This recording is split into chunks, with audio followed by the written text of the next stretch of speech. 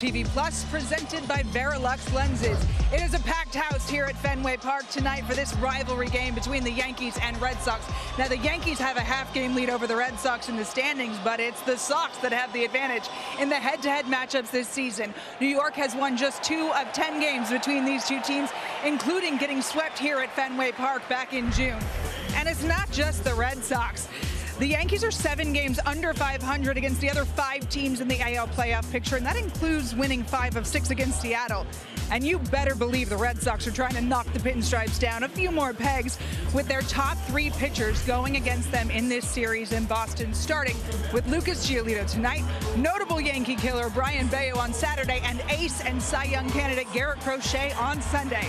Now, the Yankees do not own the tiebreaker against the Red Sox or Blue Jays, so they would need to win the division outright or have a better record, or they would have to go on the road for a wild card series. And as you can tell, the Fenway faithful, they're going to show them who's boss here at Fenway Park tonight, Ring. All right, Heidi, it's the Red Sox and the Yankees, and it's Pedro Martinez in the house, the Hall of Famer, and a man who was very much part of the focal point of this franchise and this rivalry for many years. Yeah, absolute legend. Nice to see him back. Really get the flowers that he deserves. He always has a smile on his face, but one of the best competitors of all time. Pedro Martinez getting ready to throw out the first pitch here at Fenway. Probably strike a few guys out still, too. Absolutely. Got a chance to face him in the National League, and man, good morning, good afternoon, and good night. 3 pitches, he sat me down.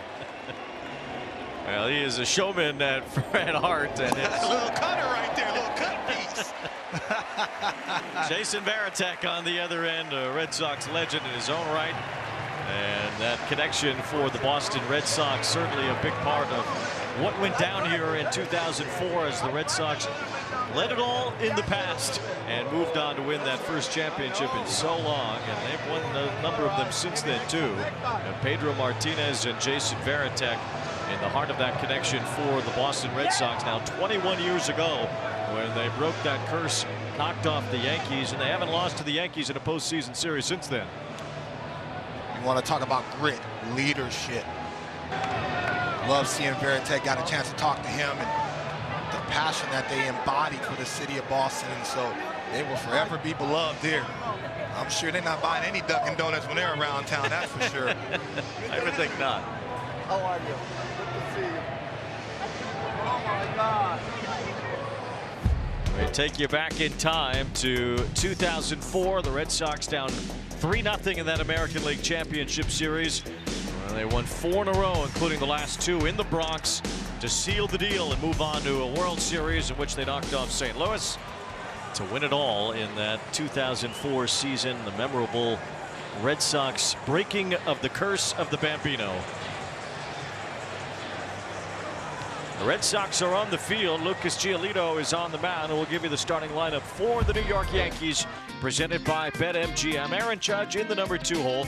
He's hit 5 home runs in his last 10 games at Fenway. Historically struggled some against the Red Sox. That's certainly a good cast around him and a powerful group. They lead the majors with 249 home runs this year.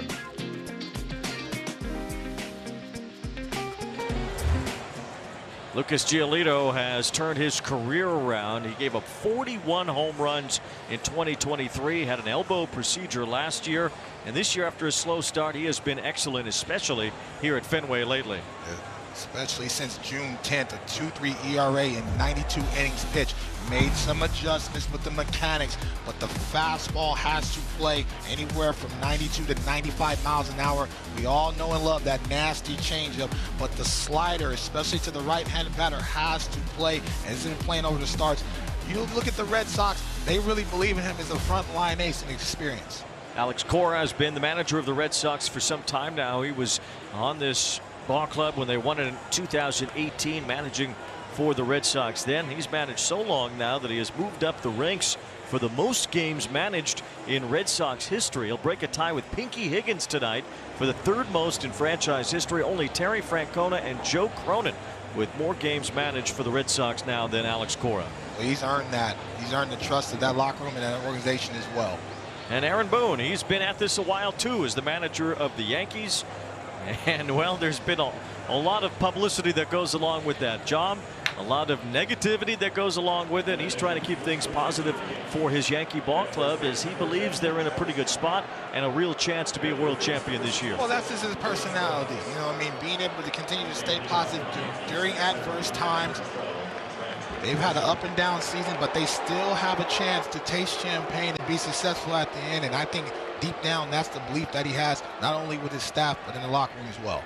We welcome those of you watching us live on X. We'll have this live stream up for the entire first inning. This place is packed. It's going to get loud. The Citgo sign is lit up. Fenway looks bright and green tonight. And we are underway with the first pitch to the backstop from Giolito. Well, the Red Sox fans seem to approve. They said, we just sat down with our lobster roll. It's spicy already, huh? I don't know if the rivalry is that, or if it'll ever be that again. There's a strike to Grisham, but certainly these two teams have a lot to play for right now, and these fans will be into it. The Yankees are a great first inning ball club. They have hit so many of their home runs in the very first innings of games this year. As Grisham looks at a strike, 45 home runs in the first inning. That's the third most of any team in the last 75 years in the first innings of games, and Aaron Judge has 18 of them. He's on deck. When you look at Grisham, an absolutely outstanding 30+ home runs, surpassing his career high of 17 in 2022. And a very good defensive center fielder as well. Strike three call to Grisham as Giolito paints the outside corner for the first out.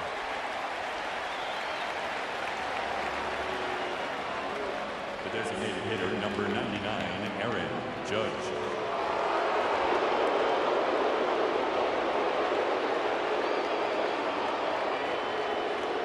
Well, deep down inside, you know it feels good to get booed by your rival, right? That means they respect you. Swing and a miss by Judge. Here at Fenway, he's only hit 203 in his career. That's his worst at any major league venue. But a .322 average leads all of baseball this season. And Judge rips one out toward left center field. This one headed way back beyond the monster as Aaron Judge catapults the Yankees to a 1-0 lead.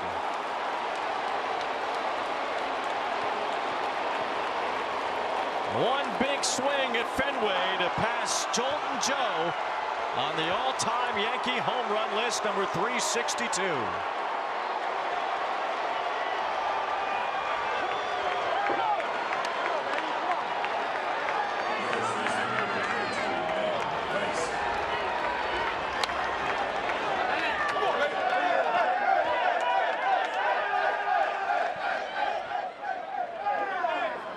Only Ruth, Mantle, and Gehrig stand above Judge.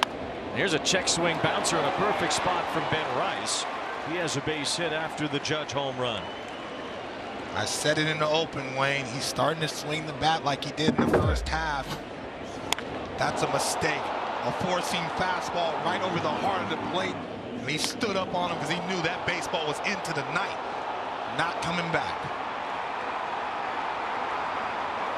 That's a pretty swing. His 47th home run this year. He has 101 RBIs. He's hit 6 home runs now in his last 11 games here at Fenway, and Aaron Judge trying to guide the Yankees closer to the Blue Jays for first place in the AL East. At the very least, home field advantage in a wild card series that right now would be against the Red Sox in New York. And Wayne, it doesn't take a lot from him to generate that type of power. That's a short, easy swing. And Giolito knew it as soon as that ball was struck. Over 440 feet, and now Bellinger strikes one toward the gap in right center. Rafaela, though, gets to it to make the catch. What a fabulous outfielder Rafaela's become. I love Rafaela, especially his range. Excellent jumps off the bat. That's part of his strength. Already a beloved ball player. Loves this route. So you see the jump lane. Gets around it. Almost looks like that ball can get down. He does have some arm strength from that center field as well. Plays with a lot of positive emotion. Here is Giancarlo Stanton. Judge and Stanton homered in the same game yesterday. They've done it now 56 times as Yankee teammates, and the Yankees are 49-7 in those games.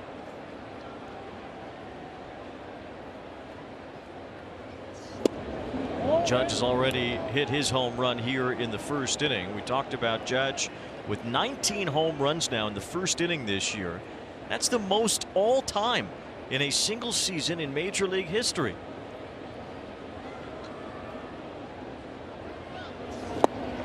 Stanton swings through that. 2 balls and a strike from Giolito. Aaron Judge does an excellent job of taking advantage of sometimes the starting pitcher trying to work out his mechanics, get a feel of the strike zone, and if you make a mistake where he can extend his arms, he's going to hit that baseball with authority. Swing and a miss here, and it's 2 balls, 2 strikes on Giancarlo Stanton.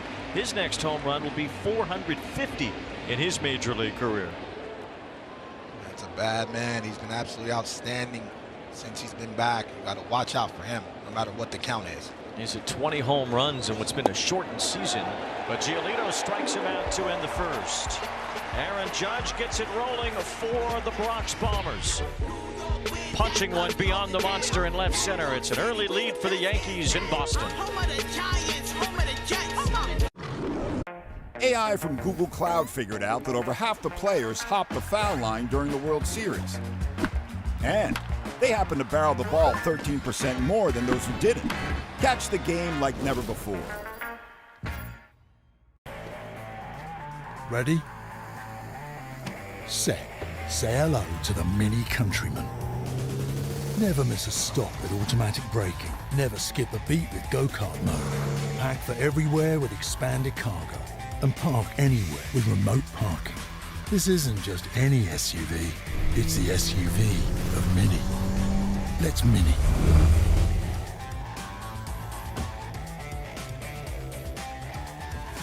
If history has taught us anything, it's not to root against the underdog. The British are coming! It pays to know what's coming. Check the group chat! Every great leap began with a bold first step. And there's no shortage of second chances. Against impossible odds. You don't stand down. You swing first. Kalshi. Trade on anything.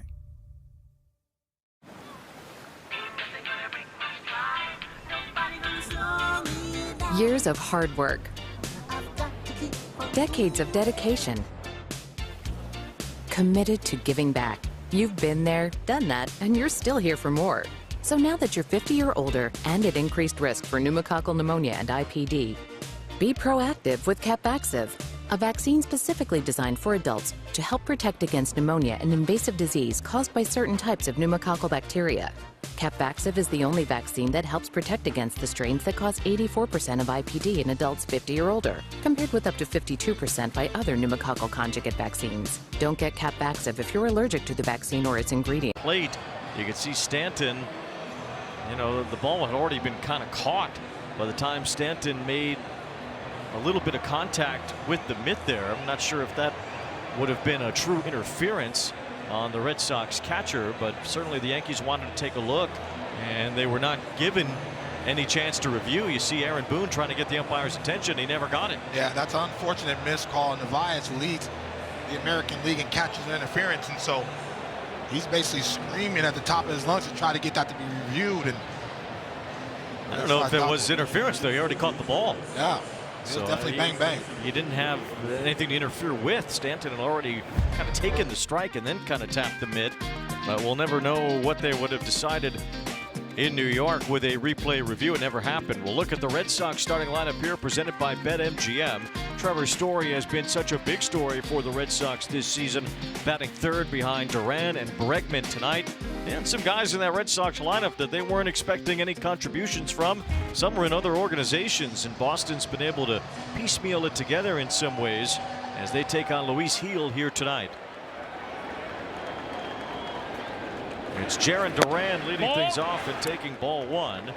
Gil missed most of the season with a lat injury. This is his 8th start. He had a pretty good one his last time out against Toronto. He's been somewhat uneven, though. Here's Jarren Duran popping one up. Caballero's the shortstop tonight. He makes the catch.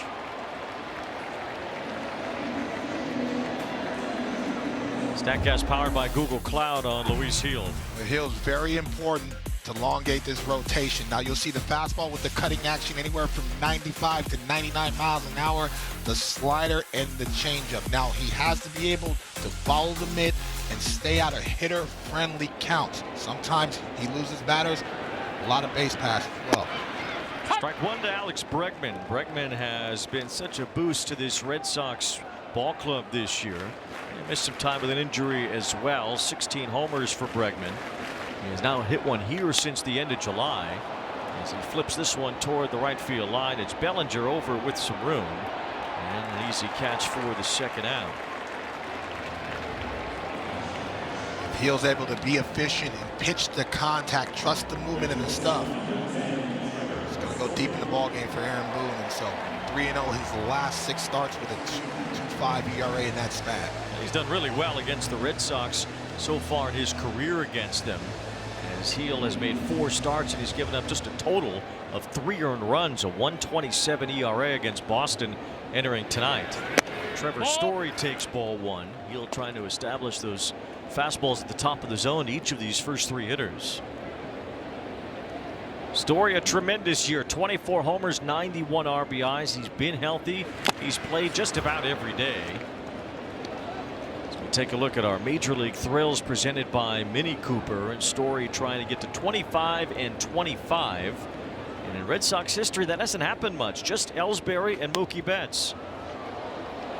Well, I think he came into the season trying to stay healthier, show his athletic ability and how he can be a catalyst not only offensively but defensively as well. And Story's next home run will give him 25 on the year. Red Sox have only lost 1 game this season in which Trevor Story has hit a home run.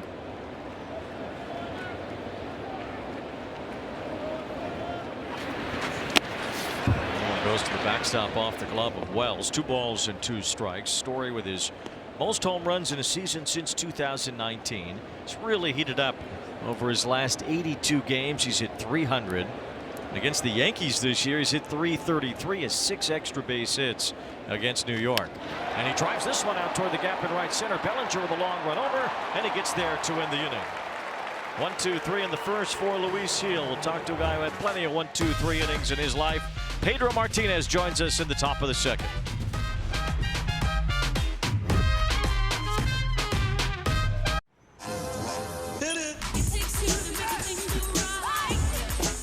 It takes 2 to feel the joy.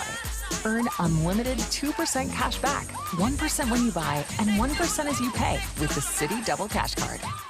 Say you get a surf shack on Airbnb. Now you can also get a surf lesson with a pro surfer. Or if you get a place in Mexico City, you can also get a taco tasting with a food critic. Homes, experiences, and services. Now you can Airbnb more than an Airbnb. Well, she's not the easiest person to please. Right, Mama? She needs things to be just right. Don't get me wrong. I mean, we do love her. That's my mug, isn't it? But she needs a place of her own. And fast. Thankfully, she's on Redfin. Redfin updates their listings every 2 minutes. That means every 2 minutes, there's a chance we'll be back to having our porridge in peace. Oh, wow.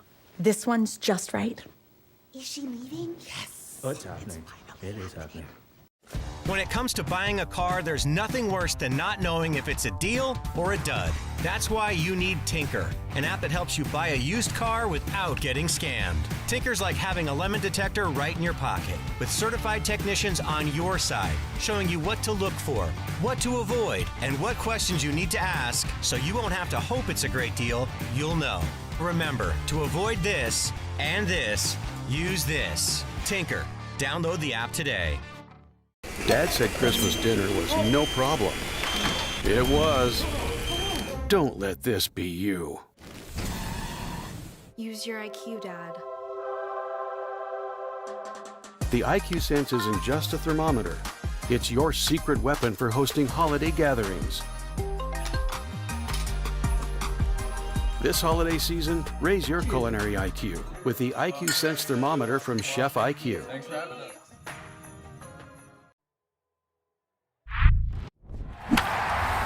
Martinez certainly became one of the great pitchers in baseball history right here at Fenway wearing a Red Sox uniform. Inducted into the Hall of Fame in 2015. 3 Cy Young Awards back-to-back with the Red Sox in 1999 and 2000. And of course, being a part of that 04 Red Sox group that knocked off the Yankees in 4 straight after that 3-0 start to the ALCS. And Pedro, welcome back to the rivalry here at Fenway. Well, very happy to be here and relive some of the memories. It's always a great, moment when you get to step into the field, see the players, see the atmosphere. It's just beautiful to kind of get the smell of the field. Yeah, absolutely, 1,000%. And what does this city, what does this organization mean to you? Because every time I look at Boston, I think of you, David Ortiz, as well. Well, it's beyond baseball. What I did is outstanding. Probably it's lovely, the trophies, the plaques, and everything. But I feel like I'm responsible in some ways for the change of culture and the fusion that we see here in Boston.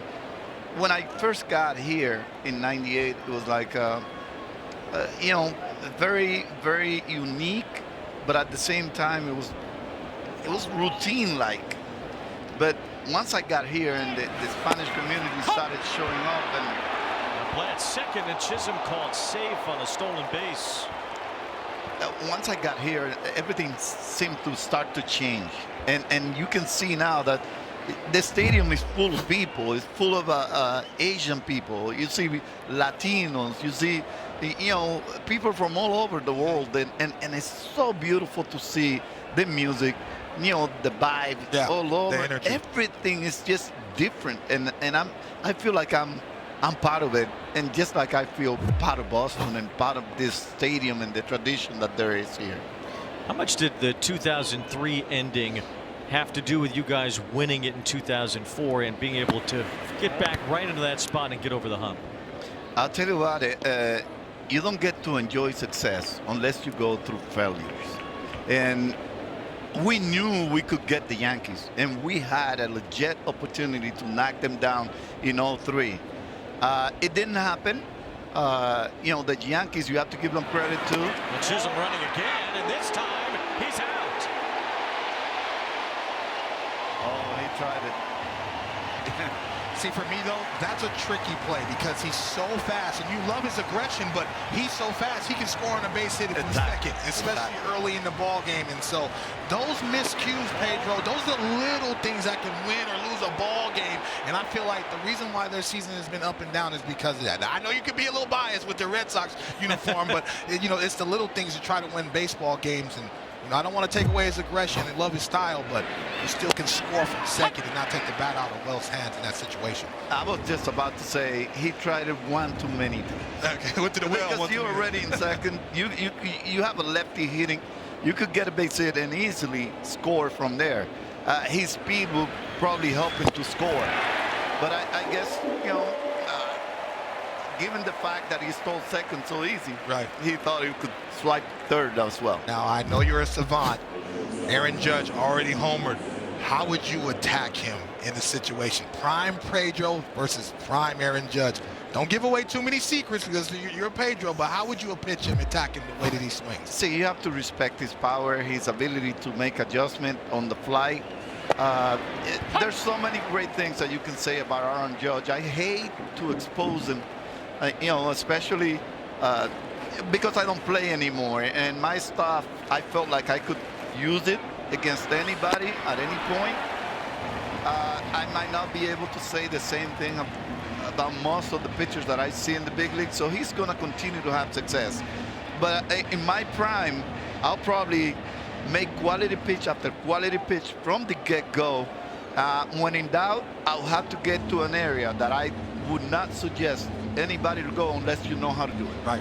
Because you don't want to see an ambassador of baseball like that get hurt. And yes, you do have to get up on Aaron Judge and crowd him every once in a while to protect yourself from allow him to get out over the plate, because he can take you out any part of the yard. So what I would just do is make quality pitches from the get-go, pretend that I'm ahead 1-2 all the time, and that's but you respect him. You treat him the way he should be treated, and try not to get him hurt. And by the way, what is high for any player is not high for Aaron Judge. So you have to really take it to the next level and know how to elevate the ball if you want to get in there. It's Caballero with a ground ball to second base. Well, this was a pleasure. The Hall of Famer, Pedro Martinez, thank you so much. Thank you for having me, and it's a great honor to exchange with you guys. Thank you, Pedro. Appreciate you. John Trell, thank you. Good to see you, King. We all love the big moment. The big moment doesn't start with the big result. It starts with the yard work. Because the big moment is just one moment forged by 1,000 moments. Strauss in Major League Baseball. Gear up, go yard.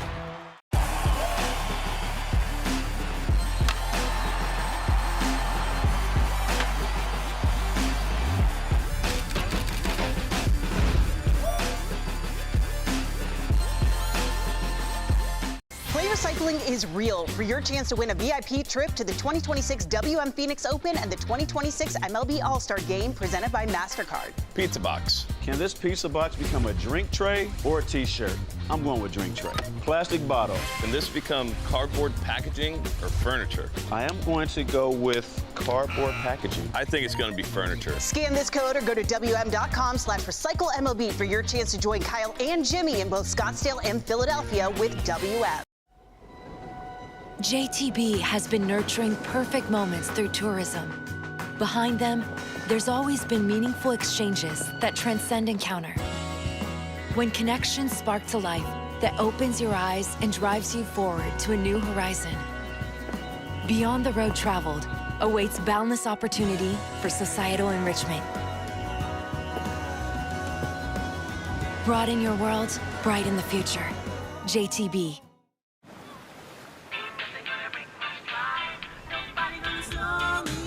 Years of hard work, decades of dedication, committed to giving back.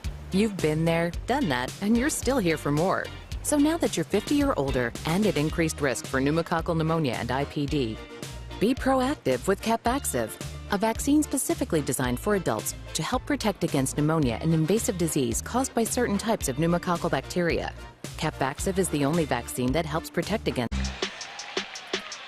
Friday Night Baseball on Apple TV Plus is presented by Verilux Excelor and by Meineke.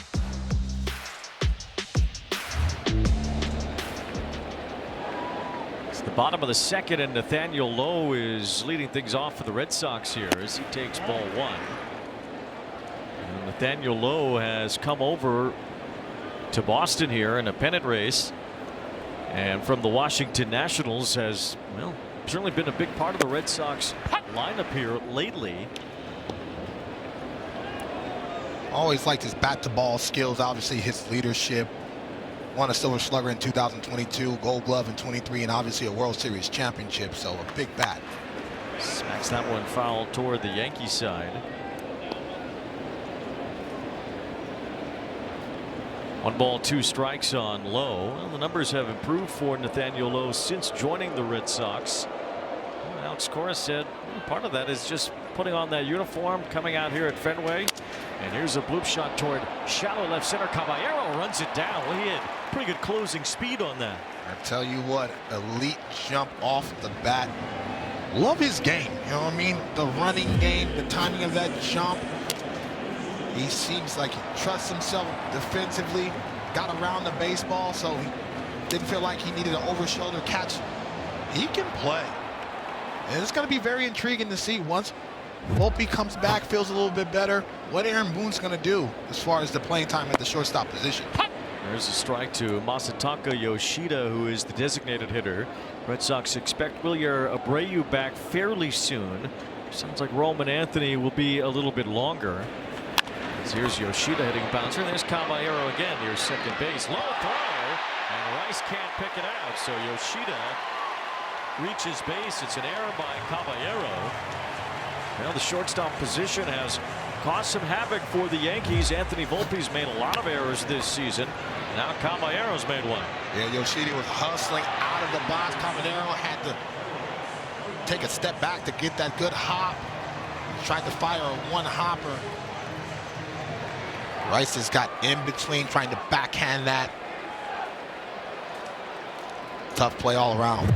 Yankees lead the majors in errors since the All-Star break. Aaron Boone maintains that they are a good defensive team. And at times, though, we don't see it. As Carlos Narvaez looks at strike one.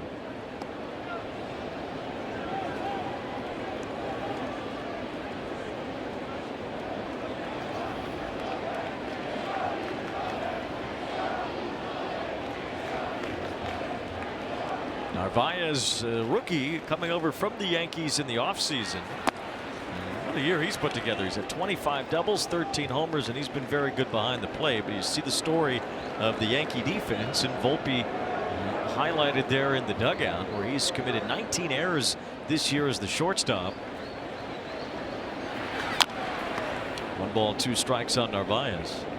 And yes, I mean, you want to talk about Volpe, obviously highlighted making some tough plays, but really defensively all around it. But I understand what Aaron Boone's trying to say. He says athletically, we are a good defending team.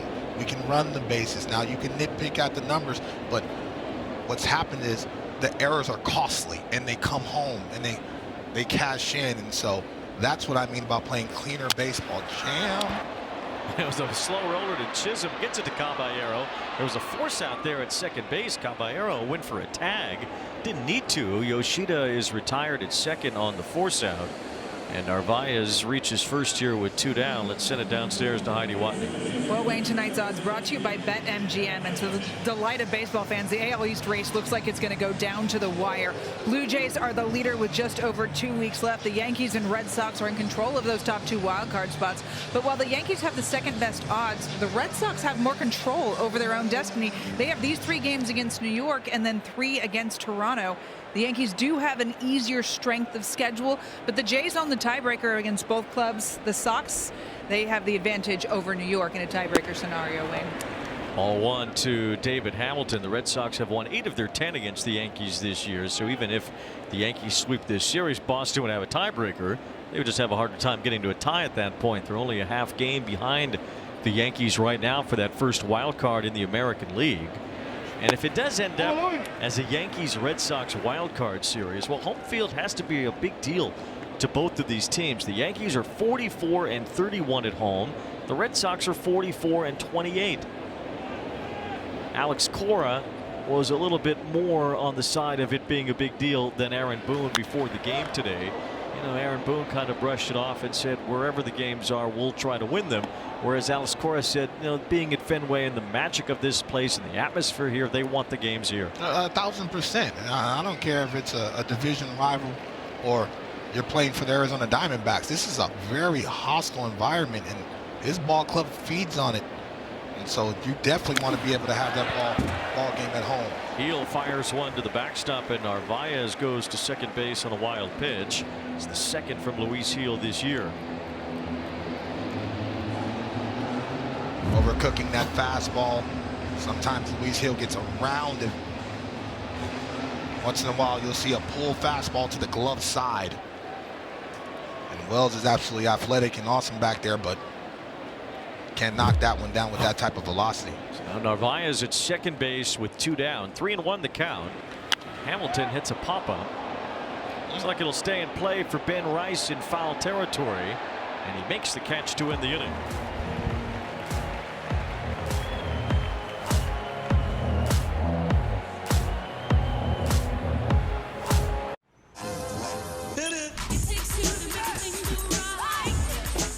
It takes 2 to feel the joy.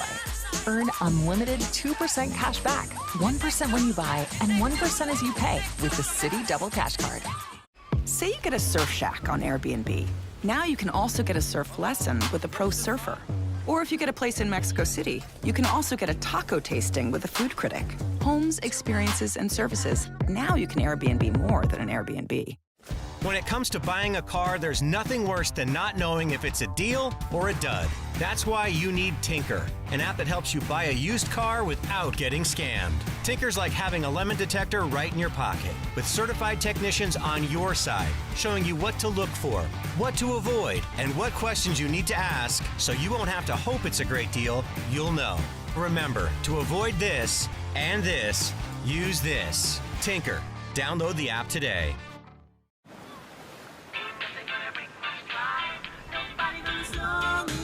Years of hard work. Decades of dedication. Committed to giving back. You've been there, done that, and you're still here for more. So now that you're 50 or older and at increased risk for pneumococcal pneumonia and IPD, be proactive with Capvaxive, a vaccine specifically designed for adults to help protect against pneumonia, an invasive disease caused by certain types of pneumococcal bacteria.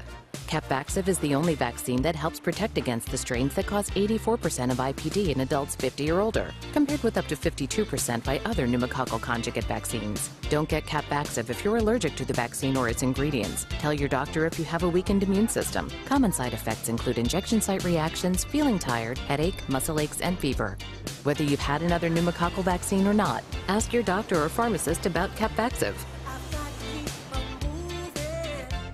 With a solid blow and clouds a mighty two-run homer. And Judge rips one out toward left center field. This one headed way back beyond the monster. One big swing at Fenway to pass Jolton Joe, number 362. That was tonight. Aaron Judge hitting his 362nd home run. He has passed Joe DiMaggio for the 4th most in Yankee history. I mean, it's the history of the Yankees is just different than the others, right? I mean, it's Mickey Mantle, it's Babe Ruth, it's Lou Gehrig, it's DiMaggio, and it's Derek Jeter, and it's so many others. Well, their legends are not just organization legends, they're baseball legends, you know, and so to be mentioning those guys, anytime you're doing that level of damage where you're getting compared to those guys where their baseball cards are in black and white, you're doing something right. And it seems like Aaron Judge has really propelled himself to one of the best hitters of all time in a Yankee uniform very quickly. Also worth noting, I think, too, that Ruth and Gehrig were left-handed batters. Mantle was a switch hitter. So Aaron Judge actually now owns the most home runs by a right-handed hitter in Yankee history. He's still got a ways to go. He's signed through 2031. There are many years left for Judge to reach those ghosts. There's a fly ball to center for McMahon. Hit pretty well. Rafaela traces it back to make the catch. What I tell you, Wayne, all about anticipation and really an elite jump by Rafaela. Excellent angle as well. Make sure that baseball, especially line drives right at you, that they doesn't turn you around to your opposite shoulder. Knew exactly how much room he had. Easy money. Seems like every day we see Rafaela do something that a lot of outfielders can't do. A good catch going back on that ball off the bat of McMahon. Trent Grisham is the batter here with 1 out.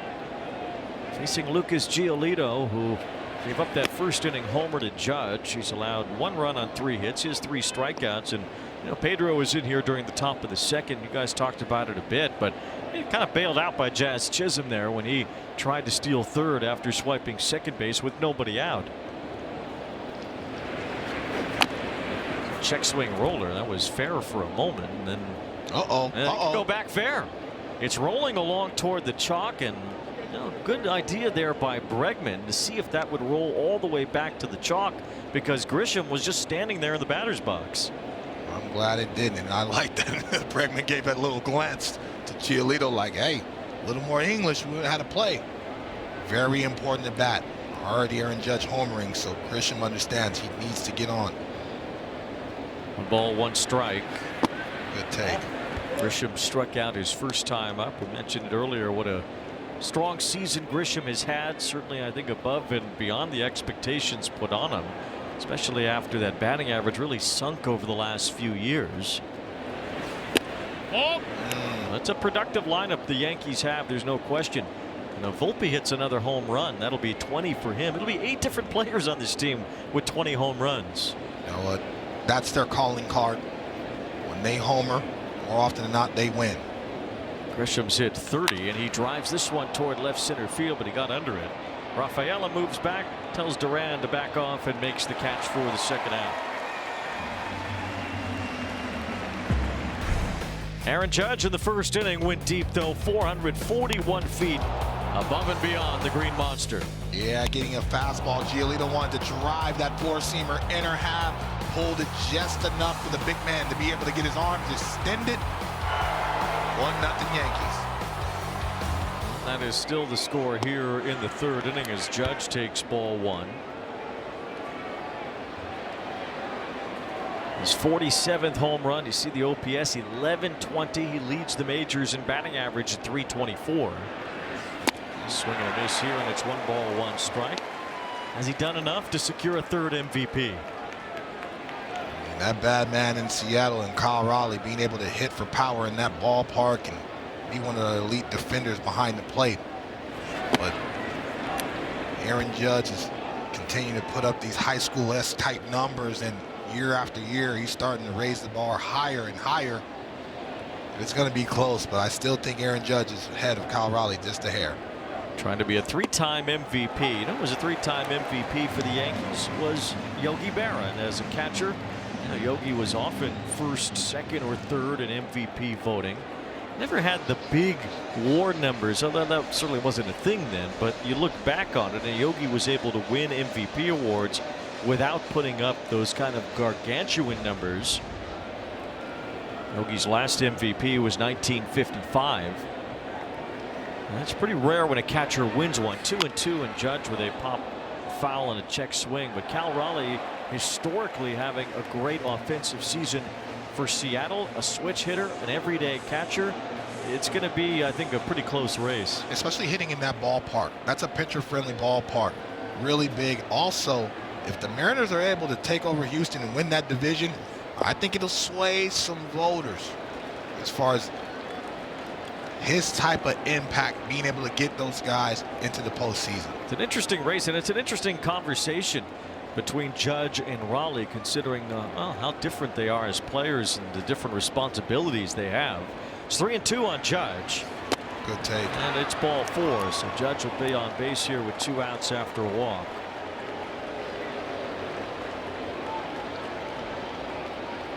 Now, I will say this, over the last 2.5 weeks now, if Aaron Judge puts the numbers up that he did in the first month of the season, hits 380, drives in 25, 10 bombs, whatever it is, like, man, we might have to mail that award, send a carrier down to New York, from Manhattan. Because, I mean, either of them could cinch it in September, right? I mean, if Cal Raleigh reaches 60 homers, the Mariners win the division, as you said. Either of them can maybe pull away from the other. Judge probably still the favorite right now. Hard to overlook what has been another unfathomably good season for Aaron Judge. 0-2 on Ben Rice with Judge at first after a walk. 8 home runs, 23 RBIs for Ben Rice in his last 35 ball games. Overcome some midseason struggles, but he's able to hit for power, elongate this lineup. What a factor Rice has been. He can factor in behind the plate as well as he takes ball one. He's become a pretty valuable player for Aaron Boone's Yankees. He's hitting as well right now as he has at any point this season.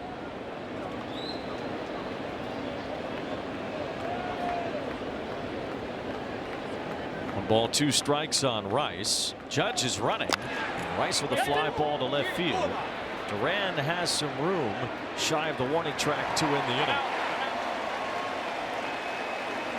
Aaron Judge walking with 2 outs, and I think we're going to have a catcher's interference call. So this was something that came up when Giancarlo Stanton was at the plate earlier. The Yankees didn't have time or couldn't get the review off, and the Red Sox won't bother with a review here as Rice on a fly ball to left reaches on catcher's interference. Yeah, once again, Rice heard it right off the jump. Change up from Giolito. Rice elongates it. Rice already trying to move because Aaron Judge was running, and so really good time for a mound visit right now just to regroup. It's Andrew Bailey who heads to the mound here. The 6th catcher's interference call against Narvaez. And this is the time of year where you really look to expose those types of things. Pennant race baseball and into the postseason. And see if that's something that Narvaez can tighten up here as they get closer to October.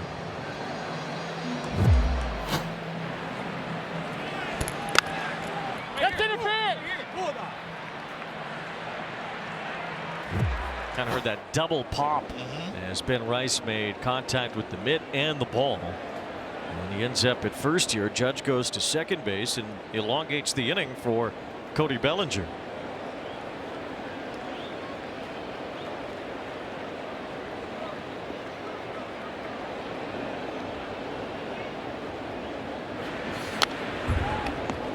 Good pass by Bailey trying to hunt that fastball. 94 miles an hour up in the zone, but Giolito has really made some adjustments going up in the zone with that fastball. But as you see, Narvaez. Bellinger just outstanding this year. 28 homers, 90 knocked in, and he's able to play all 3 outfield positions. He can play first base. He has really stepped up his game yet again. Former MVP in his own right, swinging and missing on a fastball here at 0-2. We're joined by our rules analyst via Zoom. It's Brian Gorman. Brian, what's the appropriate response there from the umpire? Yeah, the reason why they wait until after the play is over is the other manager can take the result of the play if it benefits him. For example, if they had a guy on third and he tags after the catch and scores. There's a base hit up the gap for Bellinger as Judge comes home. Rice goes to third base, and the Yankees take the lead 2-0 as Cody Bellinger gets a 2-out RBI. So the Yankees take advantage of the catcher's interference as Bellinger smacks one up the gap, and the Yankees get that run home. Cody Bellinger doing a good job shortening that swing. Already swung through 2 fastballs. Giolito tries to go to the well one too many times. He lets the baseball travel deep and hits it with authority. Talking to Aaron Boone today in the manager meeting, he raves about what Cody Bellinger can do not only defensively but at the plate as well. Now Stanton looks at a strike. It was Stanton who struck out his first time. He thought he had a case for catcher's interference. The Yankees trying to get the umpire's attention. They were unable to. And Stanton's strikeout stood to end that first. Now here in the third inning, he takes a high strike from Giolito. It's 0-2.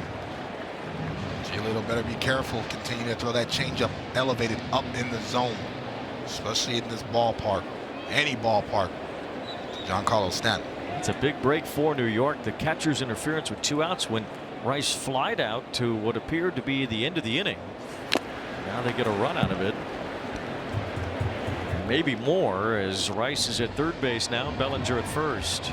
Little things, Wayne, especially when a team and the sides are equally talented. This late in the year, this is a postseason-esque matchup. So both teams are going to expose the weaknesses, and they did that thus far. 0-2 on Stanton. Good block. Narvaez has, outside of the catcher's interference, has had a pretty good year behind the plate for Boston. He's thrown out a lot of runners. His framing and blocking skills have been on point. And he swung the bat well. You can tell by his body language he's still a little bit upset at himself that they're long in his lineup, but you have to continue to stay focused and fight before the inning gets bigger. It's 1-2 on Stanton. And a swing and a miss, strike 3. So Giolito gets out of it with just the 1 run allowed. An unearned run at that. It's 2-0 New York, and we'll talk to Carlos Rodon in the bottom of the 3rd.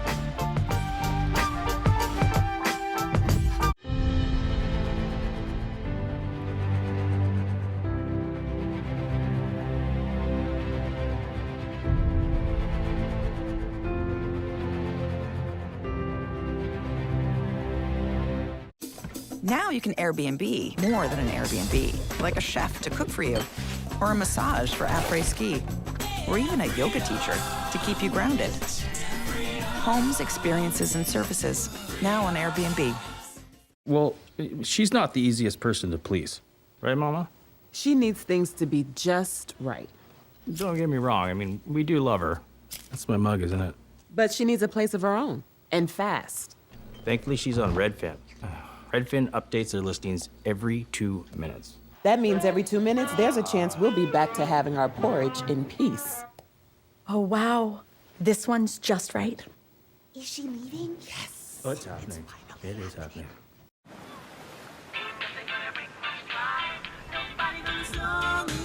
Years of hard work. Decades of dedication. Committed to giving back. You've been there, done that, and you're still here for more.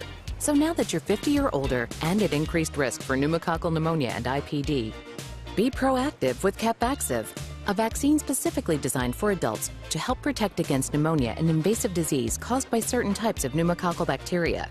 Capvaxive is the only vaccine that helps protect against the strains that cause 84% of IPD in adults 50 or older, compared with up to 52% by other pneumococcal conjugate vaccines. Don't get Capvaxive if you're allergic to the vaccine or its ingredients. Tell your doctor if you have a weakened immune system. Common side effects include injection site reactions, feeling tired, headache, muscle aches, and fever.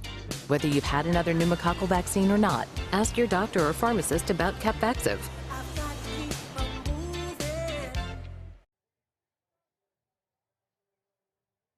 Time to go beyond the dugout, presented by MasterCard, and we are pleased to be joined by Yankees starting pitcher Carlos Rodon as we get to the bottom of the third here at Fenway. Carlos, how are you? I'm good. Thanks for having me, guys. This is Nate Eaton looking at strike one to start the inning. Carlos, what's helped you put together such a productive year?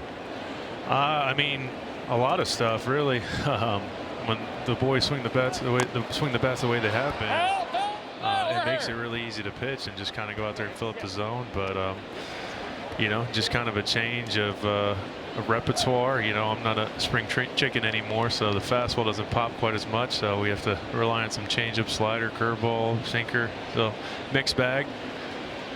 No, don't do that. Listen, don't do that, man. You 5-1 over your last 7 starts with a 2 ERA, and I wanted to talk to you about that because saw you early in your career. You had this blazing fastball at the top, but now you seem like you have a good feel of the changeup. Is that something that you talked with the pitching coaches about? This really just changing your repertoire? Yeah, I mean, it's kind of been an evolution over, you know, since I arrived here in New York, and you know, our staff's so great with just figuring out what pitch mix works for you, and just, you know, with Matt Blake and Preston Claiborne, I mean, these guys are really good with pitch design. So I mean, they stuck the changeup in my hand. I just kind of ran with it. You think it's the beard? You guys get to keep the beards this year. Yeah, I mean, I'm grateful for it. I don't have to shave all the time, so it's nice. Hey, we talk a lot about pitcher wins and what that means in this day and age. You have 16 wins this year. It's your 4th year getting to at least 13. What is your thought about how much a win means to you personally? You know, it's more of a pride thing, I guess.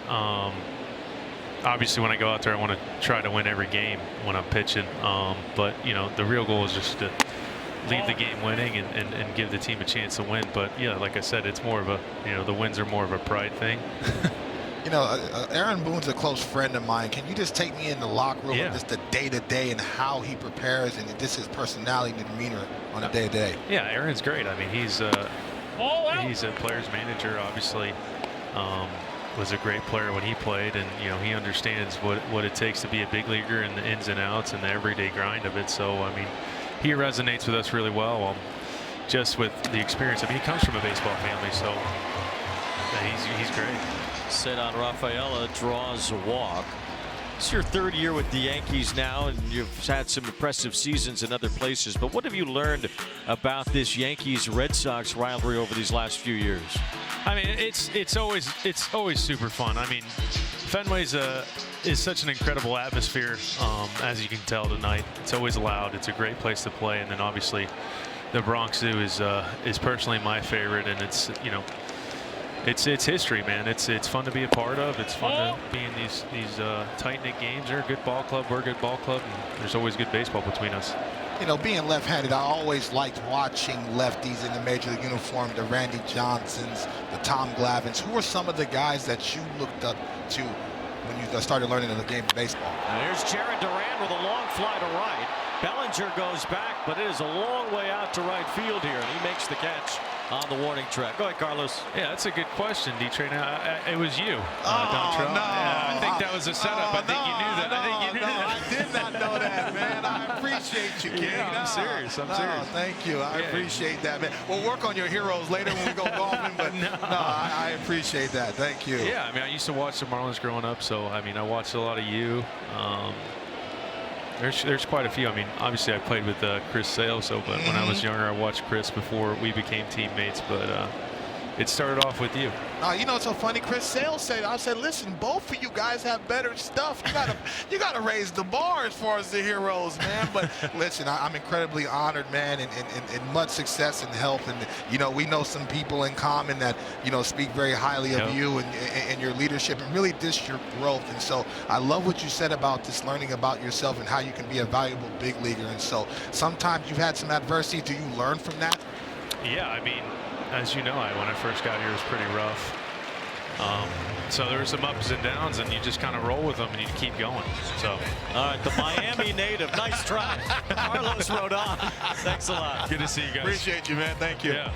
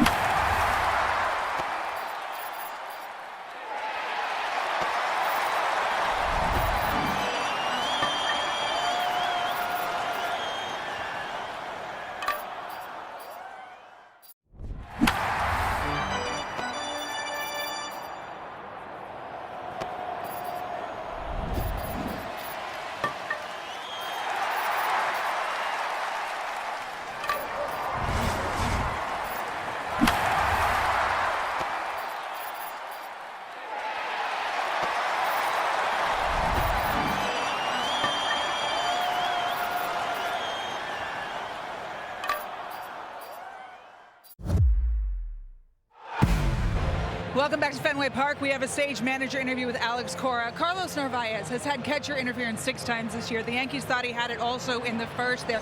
How do you work with him on something like that? There's a lot of communication in between at bats, in between pitches, and then in the dugout. Jason is one of the best at the business. Parker Quinn, who's in the bullpen, he pays attention to the iPad, and we just talk to the kid. Aaron Judge, one of the best hitters in the game, obviously. How do you game plan against him doing something like he did in the first? He's just so good.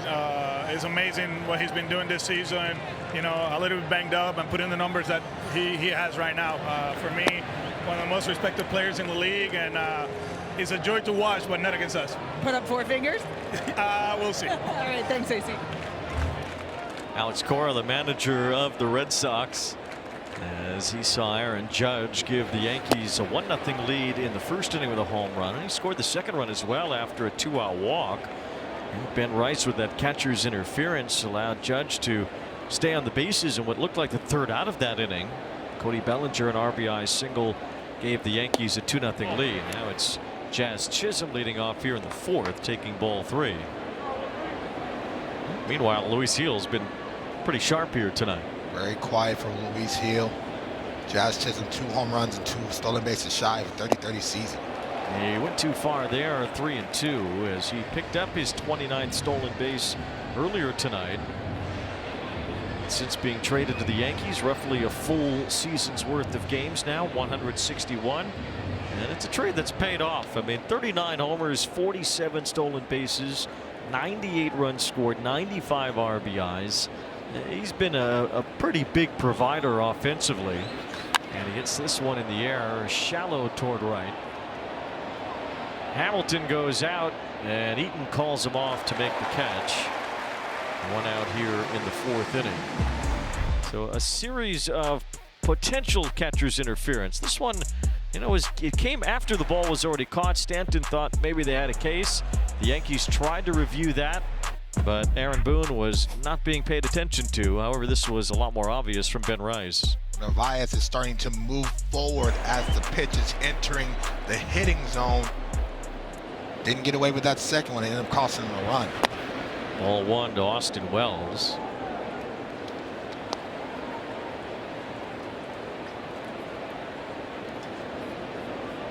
Austin Wells struck out his first time up. Giolito has fanned 4 today. And fouled back. We do have Brian Gorman, our rules analyst, powered by Zoom. Brian, just want to ask you about that Giancarlo Stanton one. He kind of tapped the glove after the ball was caught. Would that still have been catcher's interference?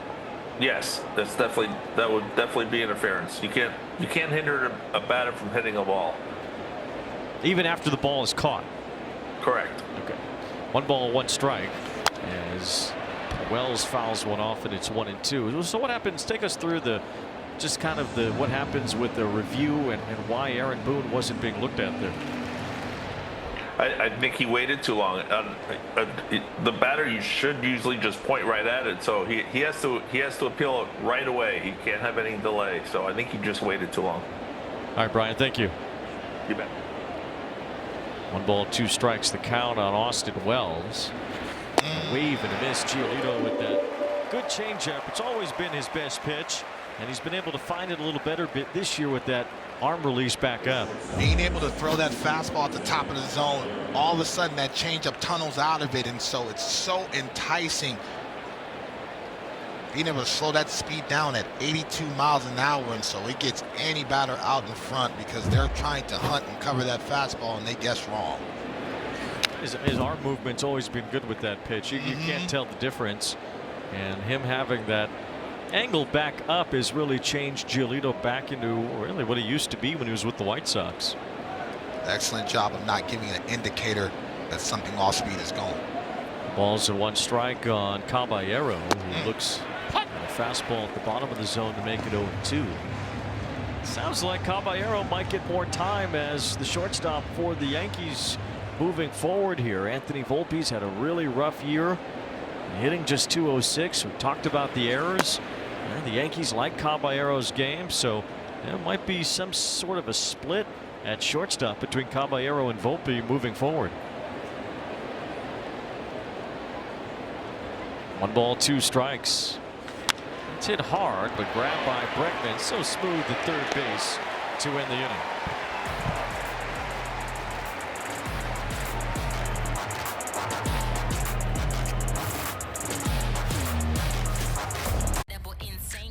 The Citi Double Cash Card. Feel the joy of earning unlimited 2% cash back. 1% when you buy, 1% as you pay. The Citi Double Cash Card. Now you can Airbnb more than an Airbnb, like a chef to cook for you, or a massage for après-ski, or even a yoga teacher to keep you grounded. Homes, experiences, and services, now on Airbnb. I guess I'm not the easiest person to please. I like things just right. That's why I love Redfin. They show me homes that are perfect for me. Not too big, not too small. Yeah. It's like they know me. I mean, the Bears love having me here. We're like family. You wanna know what sucks? But it's time for me to spread my wings and find a place of my own. Ooh, this one's just right. I know Baby Bear will miss me. When it comes to buying a car, there's nothing worse than not knowing if it's a deal or a dud. That's why you need Tinker, an app that helps you buy a used car without getting scammed. Tinker's like having a lemon detector right in your pocket, with certified technicians on your side, showing you what to look for, what to avoid, and what questions you need to ask so you won't have to hope it's a great deal, you'll know. Remember, to avoid this and this, use this. Tinker. Download the app today. Dad said Christmas dinner was no problem. It was. Don't let this be you. Use your IQ, Dad. The IQ Sense isn't just a thermometer. It's your secret weapon for hosting holiday gatherings. This holiday season, raise your culinary IQ with the IQ Sense thermometer from Chef IQ. Thanks for having us. By Verilux Lenses. Here at Fenway with Dontrell Willis and Heidi Watney, I'm Wayne Randazzo. Alex Cora had some sort of qualm with the grounds crew in between innings, and something that the grounds crew needs to tend to, I guess. Down the right field side, something with the mound perhaps. Aaron Boone's out of the dugout as well. And some of that diamond dries headed toward the mound, it looks like. Heidi, what do you know about this? Well, Aaron Boone went and let the umpires know that the mound has been wet. Luis Gil was slipping a little bit. He wanted him to come out and work on the mound a little bit, so they're doing that right now. And actually, we've got Aaron Boone right here. So you went out and told the umpires you need to put some diamond dry on the mound? Yeah, Louis just wanted him to rake it out a little bit. He said it's been a little slick out there. He's been slipping a little bit. So, yeah, just that. What about that catcher's interference in the first inning that they didn't call? What was the explanation you got? That I didn't alert him quick enough, which they're probably right, because I didn't know until G got kind of halfway back where he was like, wait, that was weird. So we didn't alert him quick enough. Gil has looked like his Rookie of the Year self out there tonight. What's working for him? Yeah, he's getting after it in the strike zone. You know, good fastball so far, getting ahead for the most part, and then able to use the secondary as well. So we keep him there. He's capable of this. Aaron Judge, everyone's been talking about his arm and his throws. How about that monster home run? He's had 3 in his last 2 games. Yeah, feel like the last few days he's really started to swing the bat well. Some big home runs, obviously a good one to get us started there, and you know, got ways to go in this one though. Thanks, Booney. We appreciate it. Back up to you, Wayne. All right, Heidi, thank you very much. Our Sage manager interview with Aaron Boone. Aaron Judge, who until yesterday, if you go back to when he had that flexor strain issue a little more than a month ago now, he'd only hit .239 in 32 games since coming back, just 13 runs batted in. So we haven't seen the best of Judge lately, but these last 2 games looks like he's starting to find it again. Well, timing's everything, and he looks healthy. The swings look more aggressive. I felt like when he had that strain that he was guiding the barrel through the zone and obviously having trouble throwing, but over the last couple of days, those passes look very aggressive, so I think he's trending up as far as health. Trevor Story leads off the bottom of the 4th against Heel, who has yet to give up a hit. There's ball 1. Heel, even with the mound being a little slippery, he's been under control here tonight. Walks have been an issue for him, but not so in this one. Just the 1 walk to Rafaela. Yoshida reached on an error. Otherwise, the Red Sox have been shut down pretty nicely by Luis Gil. I think he's done a good job. I love his mound presence right now, especially in a big game like this. Cool, calm, and collective. The ball's coming out very easily. And when he gets behind, he knows he can go to the glove side. Gil was the Game 4 starter last year in the postseason for the Yankees when they got to the ALCS in the World Series. He was the starting pitcher in the only game that the Yankees won last year in the World Series. And it sounds like he might be in that slot potentially again. Obviously, Max Fried and Carlos Rodon would be the first 2 guys up. And then, Game 3, potentially Cam Schlittler right now, though I think there's still some room for Gil. The Story hits a 1-hopper right to Chisholm. That's the first out here in the 4th inning. But that 3-4 spot in the Yankee rotation, still some things to be decided before October. Well, even young in his career, he's had some big game experience, and also the stuff is so dynamic because he has this cutting action to his fastball. He can get behind in the count and still produce ground ball after ground ball, soft contact after soft contact. Becomes a big decision for the Yankees this year if they end up in the wild card, because it's only a 3-game series. So whoever does get that Game 3 start, well, that's a do or die game. That's an elimination game. If you get to Game 3 of that wild card, it's the decisive game. So it's a big deal, and I'm sure the Yankees will pour over what they have. Schlittler has been doing a very nice job. Heel was great for them last year, and if he gets going before the end of the season, maybe he gets in there as well. Nathaniel Lowe is the batter here. He popped out his first time.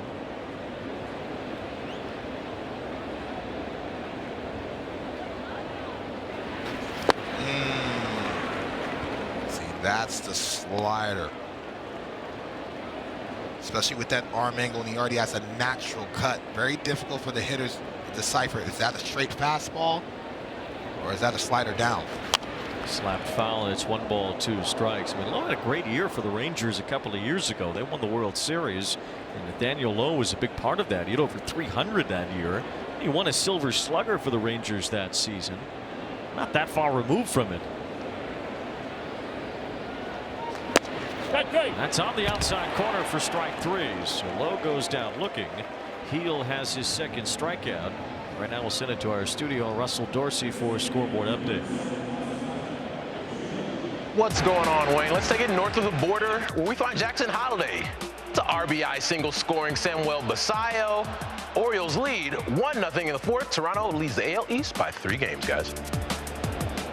And certainly both of these teams paying attention to what the Blue Jays have going on as Yoshida takes ball 1. The Orioles are very intriguing, and I think they can throw a wrench in a couple team season down the stretch. Obviously, they're going to play the Yankees. They're playing the Toronto Blue Jays now, but they still have some young talent that's fighting for their lives. Not only to finish strong this year, but really put an impression for next year as well. And the Orioles certainly think they can turn things around pretty quickly after what's been a down year for them.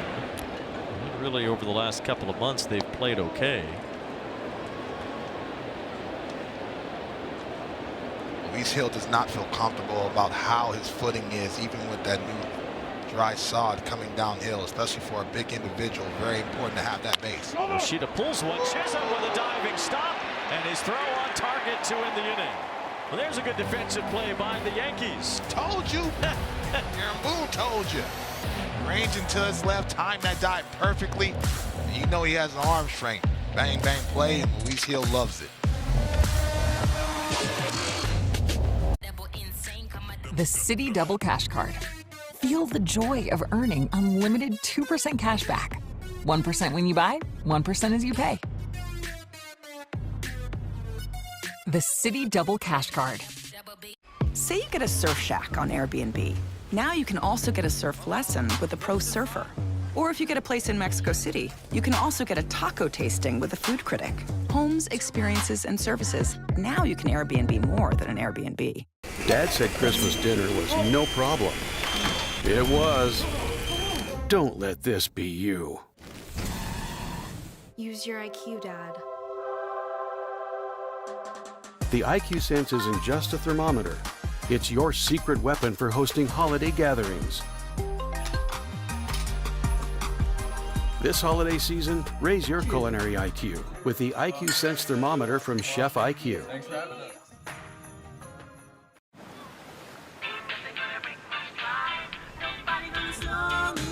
Years of hard work. Decades of dedication. Committed to giving back. You've been there, done that, and you're still here for more.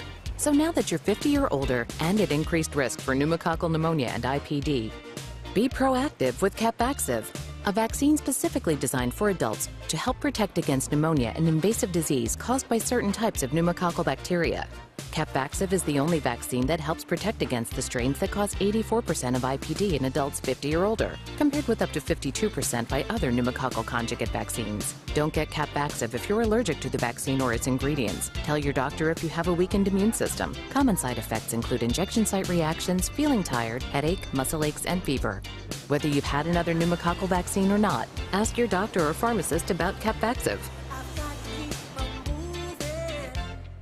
Your team, your players. There's one of them, Johnny Damon. Baseball your way. Get personalized highlights and push notifications just for you. Download the MLB app today. How did Kevin Youkilis hit like that? It's impressive, man. Athletic in the box. And one of the great hitters there ever was, Wade Boggs, and that guy was pretty good too. Ryan McMahon takes ball 1. Babe Ruth ever envisioned a world where the Yankees and Red Sox would be on streaming on Apple TV on Friday Night Baseball? I don't think so. Here's a fly ball to the right field corner near Pesky's pole, but it hooks foul. Never be too sure with that pole and the way that the ball can curve around it. There have been some home runs down in that spot, but the one Story hit a couple of weeks ago here where the ball was kind of falling out of the glove of the outfield. It grazed up against the pole. Rafaela had that walk-off homer earlier this year inside of Pesky's pole. It's come into play quite a bit this season. 2 balls and a strike here on McMahon. That's the one thing that's cool about the sport of baseball. You know, football, the dimensions are the same. Basketball, the dimensions are the same. But when you get to the game of baseball, you know, the fields have just as much personality as the players on the field. And so that's one of the more memorable polls in our sport. Obviously, we have the monster.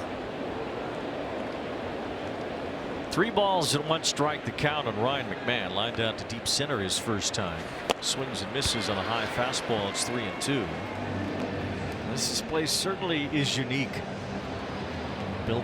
Opened in 1912 in the oldest ballpark in baseball. And it has maintained every single one of its charms now in over 110 years of its use. 3-2. Ball hit sharply to the right side, picked to the back end by Hamilton, who scurried over to make that play. 1 out here in the 5th inning. So as earlier this season, Rafaela against the Angels, just squirting one into that right field corner, and it landed in the front row right inside of Pesky's poles. A walk-off home run. The Red Sox won a high-scoring game against the Angels that afternoon. I was about to say, that was get your halos. That's how come I remembered it so vividly. Here's Grisham with 1 out as he takes ball 1. Well, the one story I had was even weirder with the ball in the outfielder's glove and just kind of grazing up against the pole down there along the right field line. Only about 300 feet from home plate.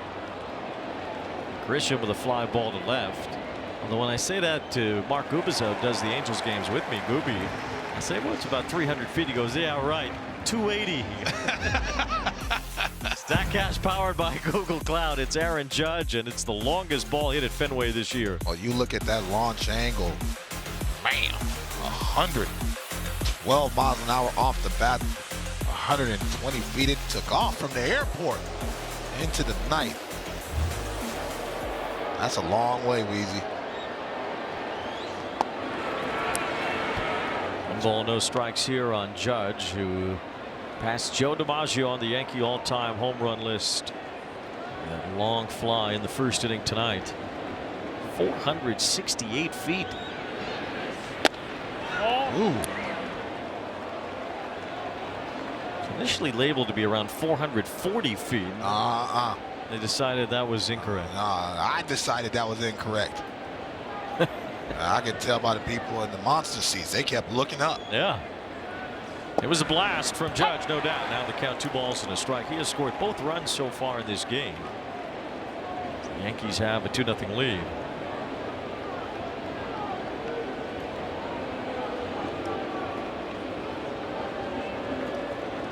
You got to call the game one time from the seats, man. We got some lobster rolls, man. Child. Chada.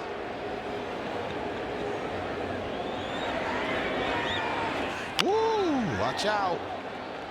Oh! Somebody catch that? Yeah, one-handed. There's Judge 4th on the Yankee list now. Amidst all those black and white photos is Aaron Judge, and he will press himself even further along that list, you'd figure, as time goes on here, still with a number of years left on his contract. The only thing that gets in his way is health. You know, you saw the last time he was really banged up. He jammed his toe into the wall, came the next year, sputtered along, and as soon as he got healthy, had an MVP caliber season. His athletic ability, the plate coverage, pitch recognition, everything you want in a premier power hitter. Good pitch to hit there as he fouled it back. 3 balls, 2 strikes on Judge. Full no trade clause, the 9-year deal, getting $40 million per year. Will go through 2031 for Judge. He was a late bloomer too, don't forget. Swing and a miss, strike 3. Giolito got him with the high fastball. That ends things here in the top of the 5th. Giolito's kept the Red Sox around to this one. They'll need some hits, though, against Luis Gil. Your game is on MLB Network Radio every day and night with Sirius XM. Catch live hometown broadcast for every game all season long. MLB Network Radio, only on Sirius XM. DQ is celebrating 85 years. So we're giving you an 85-cent Blizzard treat in the DQ app, now for a limited time. Hurry and get your small Blizzard treat for just 85 cents with a $1 purchase in the DQ app. When it comes to buying a car, there's nothing worse than not knowing if it's a deal or a dud. That's why you need Tinker, an app that helps you buy a used car without getting scammed. Tinker's like having a lemon detector right in your pocket, with certified technicians on your side, showing you what to look for, what to avoid, and what questions you need to ask, so you won't have to hope it's a great deal, you'll know. Remember, to avoid this and this, use this. Tinker. Download the app today.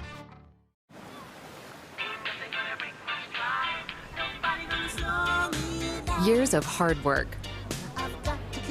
Decades of dedication. Committed to giving back.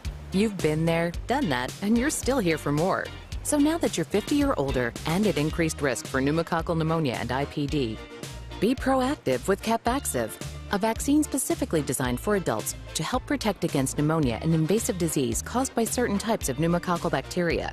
Capvaxive is the only vaccine that helps protect against the strains that cause 84% of IPD in adults 50 or older, compared with up to 52% by other pneumococcal conjugate vaccines. Don't get Capvaxive if you're allergic to the vaccine or its ingredients. Tell your doctor if you have a weakened immune system. Common side effects include injection site reactions, feeling tired, headache, muscle aches, and fever. Whether you've had another pneumococcal vaccine or not, ask your doctor or pharmacist about Capvaxive. Presented by Sage as we take you through Aaron Judge against the Red Sox last September. Yeah, all he needed was 3 pitches. You see the slider down in the zone, trying to sneak the fastball once again. Middle, turn and burn. Gets everybody on their feet. Well, the calendar has flipped to September over the last several years. The Yankees have owned this series against the Red Sox. Well, that hasn't been the case in October. Boston beat the Yankees in the division series in 2018 and in the wild card game here at Fenway in 2021. But in September, over the last several years, it's been all Yankees. 0-1 to Carlos Narvaez. The Yankees have won 26 of their last 33 September games against the Red Sox. Narvaez reached on a fielder's choice his first time. He leads off here in the 5th inning. A longtime Yankee minor leaguer who has found his way to the major leagues with some consistency as a member of the Red Sox after an off-season trade. It's hard to believe that they would even trade with one another for the possibility that could backfire. And certainly it has for the Red Sox, or for the Yankees rather, to see Narvaez succeeding so much with Boston. Young man being able to come into his own and have the confidence not only behind the plate to be able to be, an elite game caller, but somebody that can have some offensive capabilities. He's largely shared the catching duty with Connor Wong as Narvaez takes ball 3 here from Luis Gil. Gil's only made it through 6 innings in a game once this year. That was in his last start against Toronto. He's into the 5th inning here. He's not given up a hit yet. Narvaez charging at this ball right here. He's not close. Ball 4. So Narvaez draws a leadoff walk. Red Sox don't have a hit, but it's only a 2-run game. And you see how September has swayed toward the Yankees over the last several years now. You know what, everybody, if you're a Red Sox fan and says, hey, when it counts and when the chips are down, and that's why you talked about early in the ball game about home field advantage, man. Fenway is one of the most daunting environments for opposing team in all of baseball. That's why this feels like a massive series, because the odds are these two teams will meet each other in the wild card. That's how it's shaping up to be. It's possible one of them catches Toronto. It's possible Seattle or Houston catches one of them and flips up that wild card standings and makes the bracket look different. As Hamilton pops one foul, but as of right now, the most likely scenario is that it would be the Yankees against the Red Sox. And at this moment, those games would be at Yankee Stadium. However, The Red Sox own the tiebreaker. They're only a half game apart. And if Boston wins this series, well, they'll have control of that. And then this series would flip to Fenway. And that's why I'm saying this is a postseason matchup right now because the importance. And I love that Alex Cora talked about having home field advantage at Fenway. Any edge you can get, especially two highly talented ball clubs, you're going to try to get it. There's another one to the backstop. Couple of wild pitches tonight from Luis Gil. And this one puts Narvaez at second base.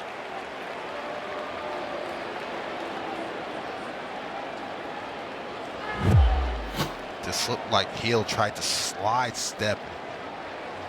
Again, just a pull glove side, non-competitive fastball. Tough to knock that down, Wayne. And Austin Wells, on his own right, has been a great defensive player this year behind the plate. Couldn't stop that one or the one earlier. Now with David Hamilton at the plate, it's 1-2 as he takes ball 2. Hamilton, kind of a speedster. He's filling a spot right now for this Red Sox ball club that has dealt with a lot of injuries. Watching the injury to Roman Anthony, Marcelo Meyer's been out. 3-2 now. Wilyer Abreu, of course, Casas has been out most of the year. So the Red Sox have had to kind of piece it together at times at the bottom of the order. Hamilton's gotten a good amount of playing time at second base.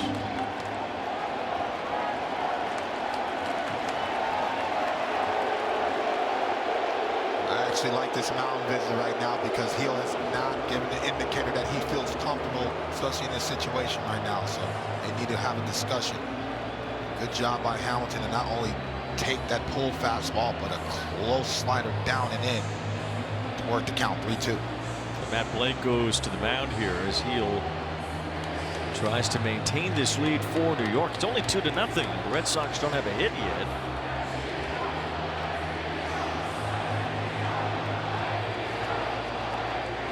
But the game is extremely close.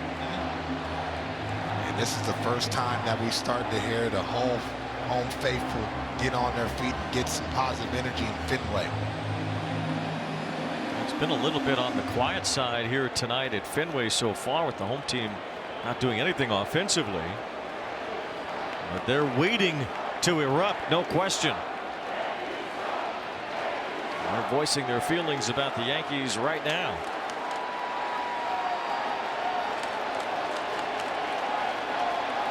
It's 3-2. And Hamilton laid off. It's ball 4.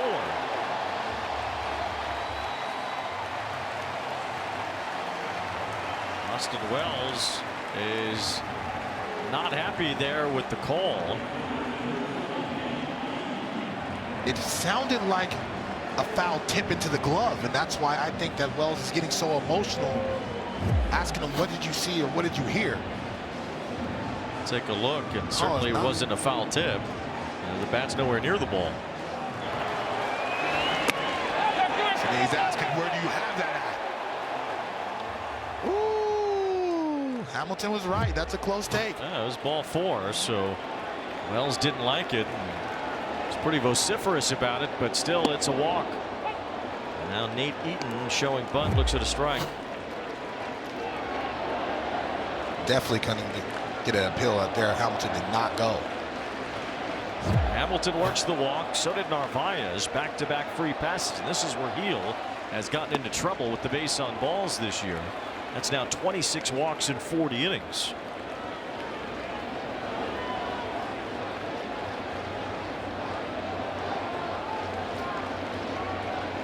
Nate Eaton, who hasn't had a ton of big league times with the Royals for a bit, has to move the runners over here, but now he's swinging and he had a big cut.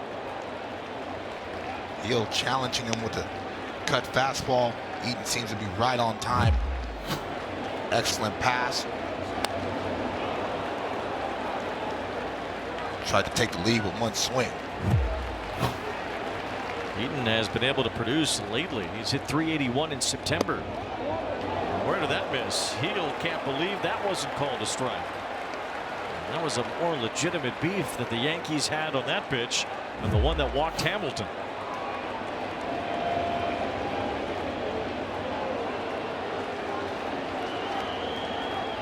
2 balls, 2 strikes on Eaton.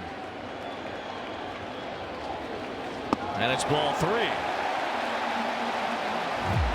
92 miles an hour. It looked like it caught something right on the black, and it swung the count. The next pitch, Hill overthrows it, and now you have another 3-2 count with no outs. Fenway on its feet for the first time tonight.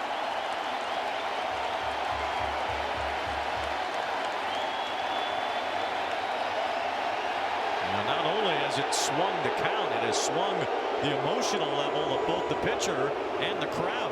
1,000%.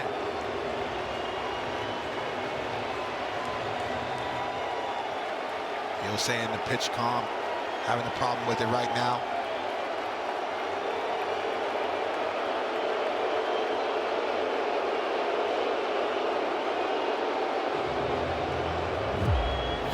See the last pitch we talked about earlier. Heel said the mound was a bit slippery, and you can see that front foot drag on that delivery. Let me tell you something, Wayne. In Chicago, I hyperextended my legs slipping on a mound like that. That's tricky, and also it doesn't give you the confidence in the back of your mind to be able to have the leverage downhill. It's a full count on Nate Eaton, and it's popped up on the infield. The infield fly rule will be in effect here. Caballero catches it for the first down.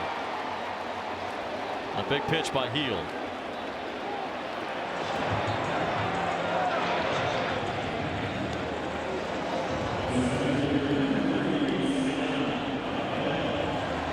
Now Rafaela stands in. He walked his first time. One of the 3 walks now issued by Luis Heel in this game. Rafaela second on the team with a 3.8 WAR. Not hit much since the All-Star break, batting in the number 9 spot in the order. As he took strike 1, Rafaela was doing well offensively before the break. His OPS was close to 800. He's only hit 188 since then.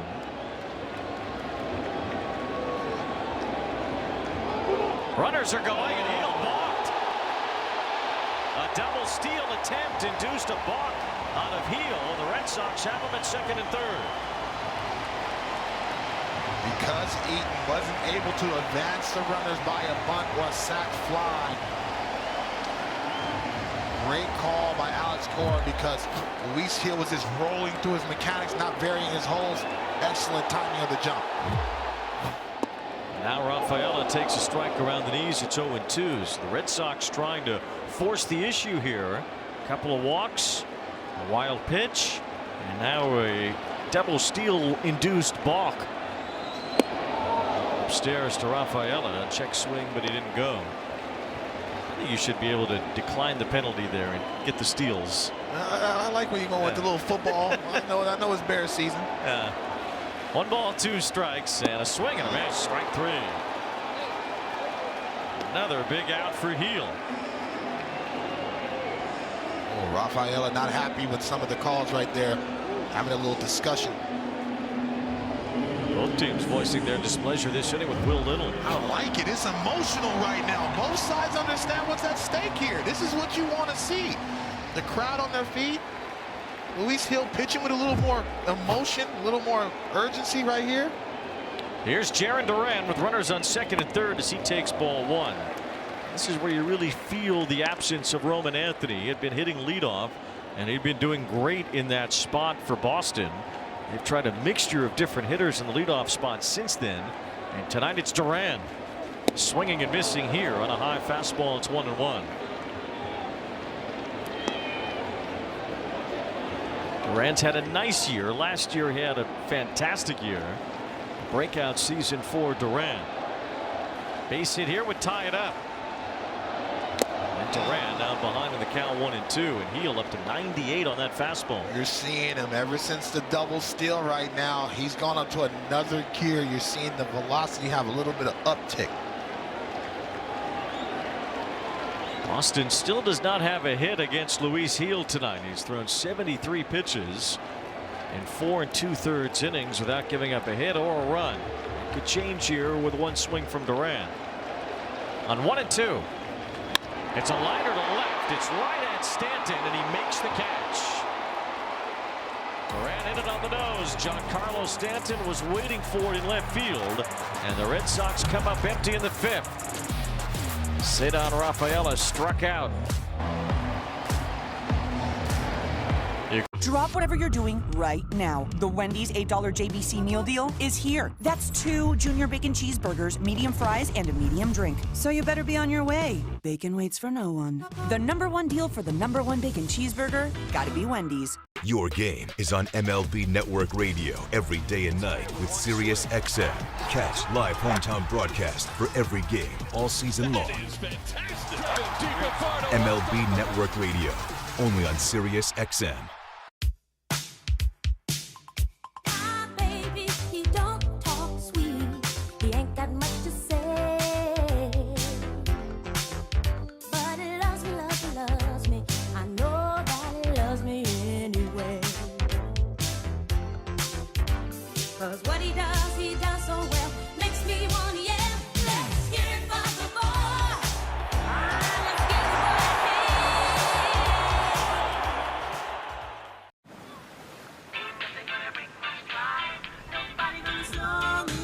Years of hard work, decades of dedication, committed to giving back. You've been there, done that, and you're still here for more. So now that you're 50 or older and at increased risk for pneumococcal pneumonia and IPD, be proactive with Capvaxive, a vaccine specifically designed for adults to help protect against pneumonia, an invasive disease caused by certain types of pneumococcal bacteria. Capvaxive is the only vaccine that helps protect against the strains that cause 84% of IPD in adults 50 or older, compared with up to 52% by other pneumococcal conjugate vaccines. Don't get Capvaxive if you're allergic to the vaccine or its ingredients. Tell your doctor if you have a weakened immune system. Common side effects include injection site reactions, feeling tired, headache, muscle aches, and fever.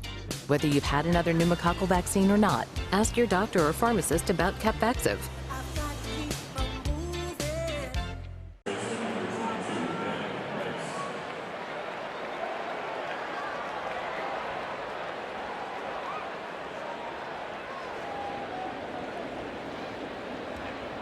Yankees 2, Red Sox nothing as we get to the top of the 6th inning here at Fenway, the opener of this pivotal 3-game series amongst wild card and AL East contenders and old rivals, as Ben Rice leads off here in the 6th inning and takes a strike from Lucas Giolito, who's held his own tonight. He's allowed just 1 earned run on 4 hits in 5 innings.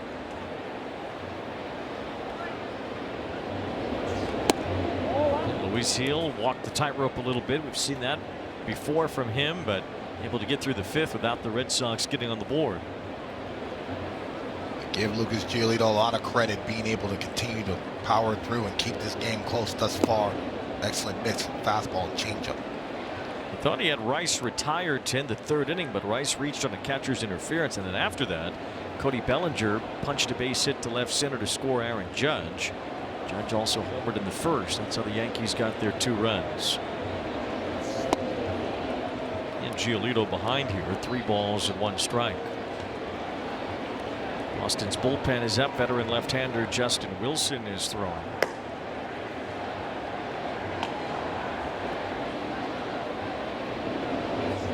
There's the good changeup again.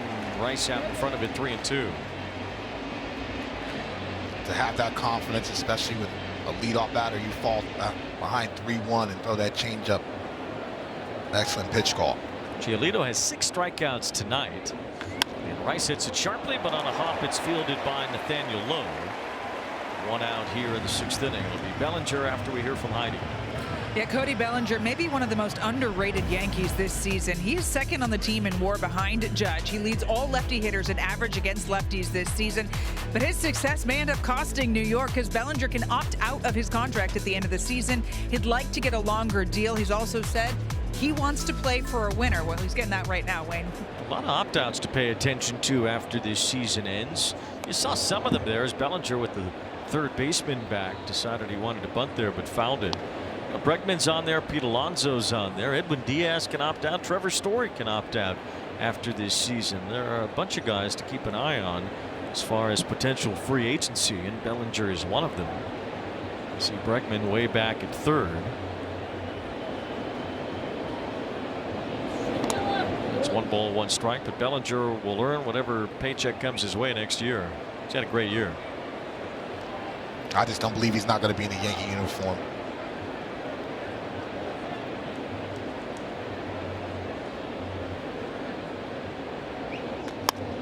Bellinger with a big swing, but off the end of his bat, he pops this one to right field. It's Eaton, the right fielder, to make the catch. 2 outs. Statcast powered by Google Cloud. Bellinger got to show off his arm in the rain at Yankee Stadium against the Blue Jays. You just love his athleticism, being able to throw it. Beautiful one on 95 miles an hour. Aaron Boone just raves about everything he can do. You can put him in center, you can put him in left, you can put him in right. A couple times at first base. The athleticism is always there. Yankees won a couple of low-scoring games against the Blue Jays over the weekend. Then they lost a series against the Tigers. This is the 4th straight series they've played against a playoff contender. They faced off with Houston early in the month, then the Blue Jays, then Detroit, and now the Red Sox. Stanton looks at a strike. Yankees, though, for the year are 17-24 against the other 5 teams that are currently in playoff position in the American League. That includes their 2-8 against Boston. High strike to Stanton, and it's 1 ball, 2 strikes. That pitch is just so important for Giolito, being able to throw that straight, true fastball at the top of the zone. Trying to make it through 6. Stanton doesn't go after the slider. Giolito at times in his career has gotten a lot of strikeouts. He's had over 200 strikeouts in a year 3 times. He has not had as many this year. He's punched out 113 overall, but 6 tonight in 5 2/3 innings. Stanton laces one the other way for a 2-out hit.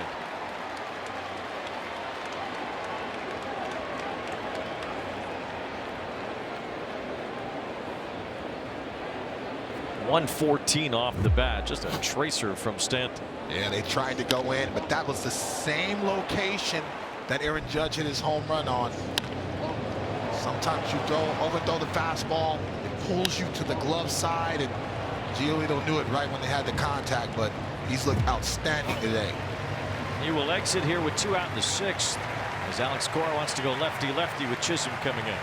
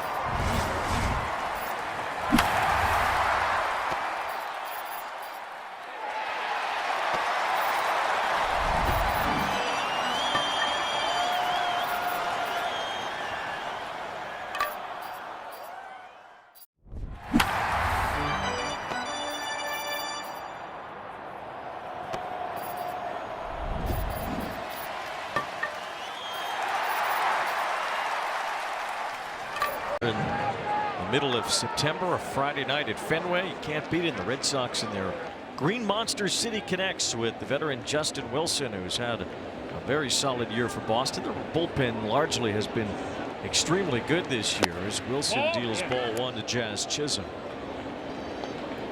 There's some unsung veteran pieces down there. Obviously, we talked earlier about Aroldis Chapman and the monster year he's had in the back end of that bullpen, but Wilson's been a solid veteran in his career. 1 ball, no strikes on Chisholm as he gets a chopper to second base. So Wilson with a quick third out here in the 6th inning. It is 2-0 Yankees as we go to the bottom of the 6th in Boston.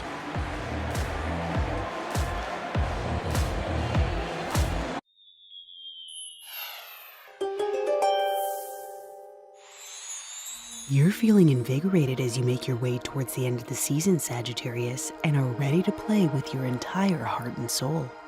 Your infectiously positive attitude will spread to your teammates and keep morale up as you step onto the field for your final games. Your optimistic spirit will be just as helpful as your stellar glove when the ball comes flying your way.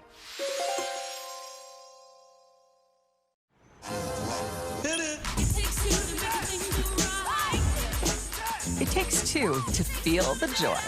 Earn unlimited 2% cash back, 1% when you buy, and 1% as you pay with the Citi Double Cash Card. Say you get a surf shack on Airbnb. Now you can also get a surf lesson with a pro surfer. Or if you get a place in Mexico City, you can also get a taco tasting with a food critic. Homes, experiences, and services. Now you can Airbnb more than an Airbnb. When it comes to buying a car, there's nothing worse than not knowing if it's a deal or a dud. That's why you need Tinker, an app that helps you buy a used car without getting scammed. Tinker's like having a lemon detector right in your pocket, with certified technicians on your side, showing you what to look for, what to avoid, and what questions you need to ask so you won't have to hope it's a great deal, you'll know. Remember, to avoid this and this, use this. Tinker. Download the app today. Dad said Christmas dinner was no problem. It was. Don't let this be you. Use your IQ, Dad. The IQ Sense isn't just a thermometer. It's your secret weapon for hosting holiday gatherings. This holiday season, raise your culinary IQ with the IQ Sense thermometer from Chef IQ. Thanks for having us.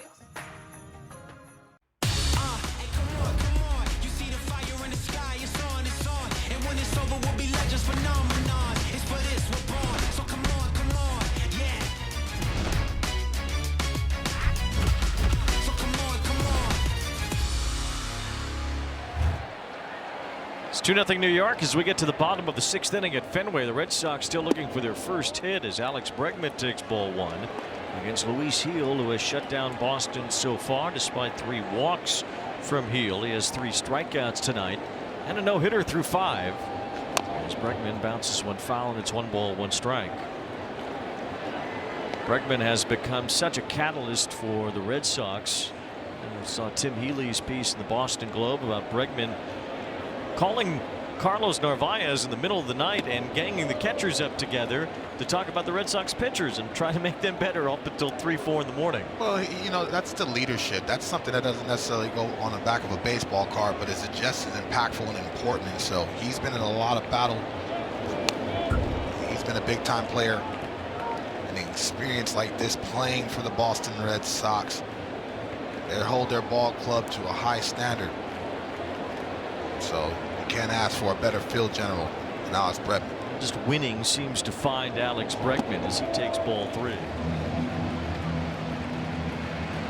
Luis Gil taking this no-hitter into the 6th inning. Last pitcher to no-hit the Red Sox this long in a game was Domingo Germán 4 years ago.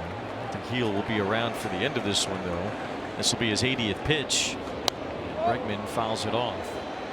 There's not been a no-hitter in the major leagues all year. Dodgers got pretty close, though, last Saturday against the Orioles. They lost. Glad your internet's working, Wayne. I appreciate that. Luke Weaver is up in the Yankee bullpen. Ooh, good take.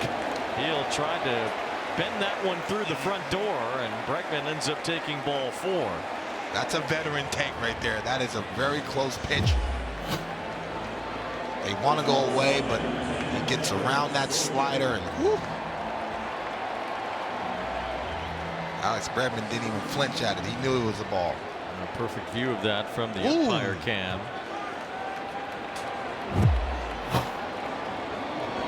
Ball 1 to Trevor Story, who's 0 for 2. That's the 4th walk issued by Gil, and his 3rd in the last 2 innings.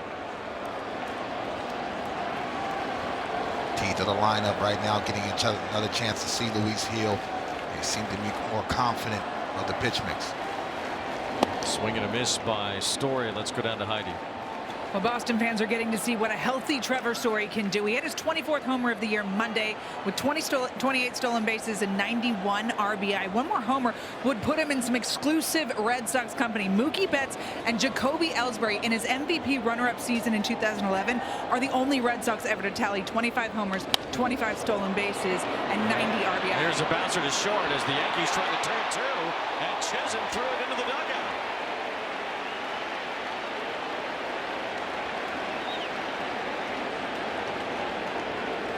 So Story will end up at second base after Chisholm's throw sailed.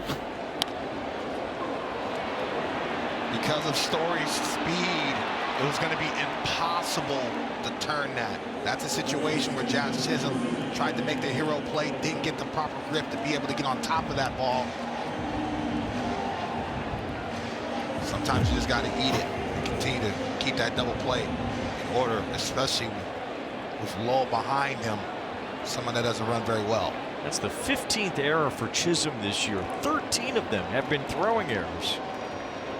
He is tied with Anthony Volpe for the most throwing errors by anybody in the American League, and that's your double play combination ordinarily for the Yankees. And Volpe typically the shortstop. It's Caballero tonight. And that double play attempt, Chisholm tossed one into the Red Sox dugout. Let's see, when you look at Volpe, that to me is more mental and mechanical. And if you look on the other side of Jazz Chisholm, because he has elite arm strength from that position, he feels like he can make every hero play. All I know is that Tom Brady would never overthrow someone like that. You're absolutely right. You speak nice about the GOAT, especially around here. I've seen it too much as a Raiders fan. 1 ball, 1 strike on Nathaniel Lowe. Story now in scoring position. The Red Sox still looking for that first hit. Trying to get on the board here in the 6th inning. Heel misses to Lowe. It's 2 balls and 1 strike.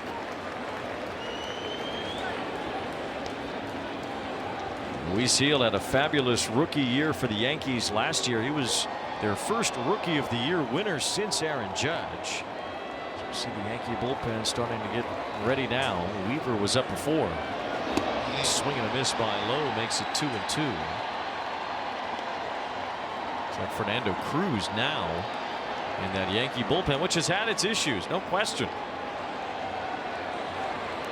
Over the last couple of months, the Yankees bullpen has largely been sideways. Lowe with a foul tip for strike 3, a 97-mile-an-hour fastball from Gil, who has gotten the outs when he's needed them here tonight. Bend, don't break. We talked about it in the pregame show. Yes, he will provide some traffic, but that's why it's intriguing, because he will walk some guys, but he also has another gear in his pocket to be able to continue to make pitches late when he needs to. So 2 outs here is Yoshida. He reached on an error earlier. The Yankees have made a couple of errors now. They haven't paid for them yet. So Yoshida takes ball 1. Last year, opponents only hit 189 off Luis Gil. It was the 3rd lowest in the major leagues. He did lead the league in walks. He had 77 of those, so it's the same type of situation where Gil would walk but not give up the hits. And now he's behind Yoshida, ball 2. Sometimes the game speeds up on him, but it's almost like a Blake Snell in the sense of he doesn't give a lot of large contact as far as hard contact. Still has the ability to have swing and miss. It's 2 balls and no strikes. One is in there as Gil with a changeup in the middle of the zone makes it 2-1. Red Sox 0 for 5 with men in scoring position tonight. They're 0 for the night. It's 2-1 on Yoshida. And a ground ball to second base. Chisholm has this. And a strong throw ends the inning for Luis Gil. 6 no-hit innings at Fenway tonight for the former Rookie of the Year.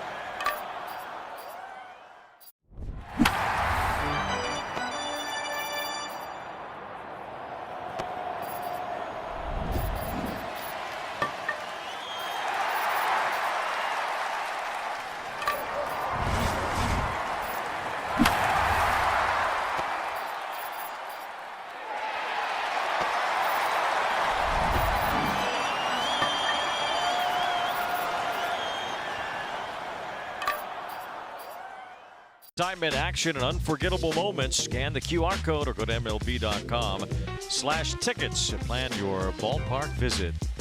El Tiante, Louis Tiant. David Cohn spent some time with the Red Sox. Of course, the Rocket. 7-time Cy Young winner Roger Clemens.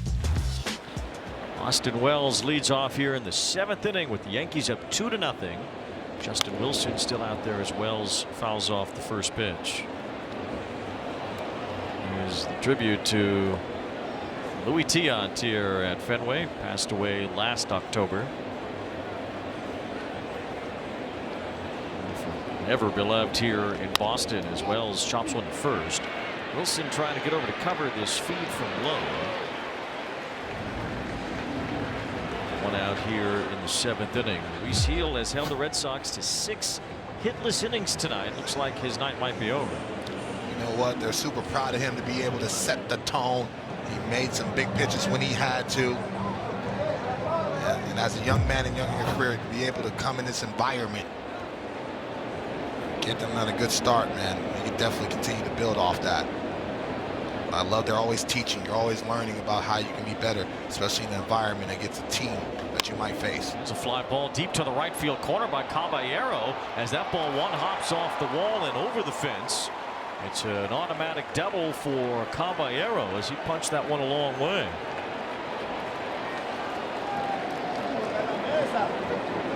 Jose Caballero trying to lock down more playing time in Aaron Boone's lineup. And for more on that, here's Heidi.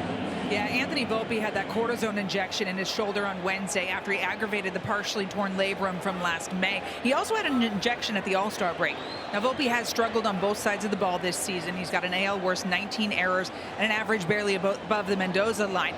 Yankee fans have been calling for Caballero to play shortstop, but Aaron Boone says he likes Caballero's defensive versatility. Now, he's not planning on starting Volpe here in Boston this weekend. He is available in emergency situation tonight, though, Wayne. Caballero having to dive back in on a close play at second base. Looked like he made it in, though. Well, it's certainly interesting for the Yankees at this time of the year to be tinkering with the possibility of less playing time for Volpe. That was pretty close. I thought it was close live. I said, uh-oh. That's the best time to put a play on somebody right where they're getting settled in, and so they're going to try to do their best to keep him close. He's taking off for third. It's a pitch out the throw. Not in time. A stolen base. A major league leading 46th steal for Jose Caballero this year. And he did a jab step back. Used that for momentum to get to third base. This was bang bang, and I thought the throw beat him. Excellent slide. Avoiding the tag from Bregman. So now the Red Sox down by 2 bring their infield in with Caballero at third base. And it's 1-1 strike on Ryan McMahon. Another lefty Grisham behind McMahon, and then Aaron Judge. So the Red Sox getting some right-handers ready in the bullpen. In case Judge plays a factor in this 7th inning. Line drive, it's picked by Hamilton. He fires home, and Caballero's safe. The ball kicks away from Narvaez, trying for second base, and safe there is McMahon. It's 3-0 New York. Excellent baseball all around. Great pick by Hamilton. Caballero's hustling down there, so he knew he had to get that ball out of his hand. Unfortunately, it was a one-hop throw to the first base side. Narvaez can't pick it and hold on to provide the tag. Well, if Narvaez had caught that, he would have had the out.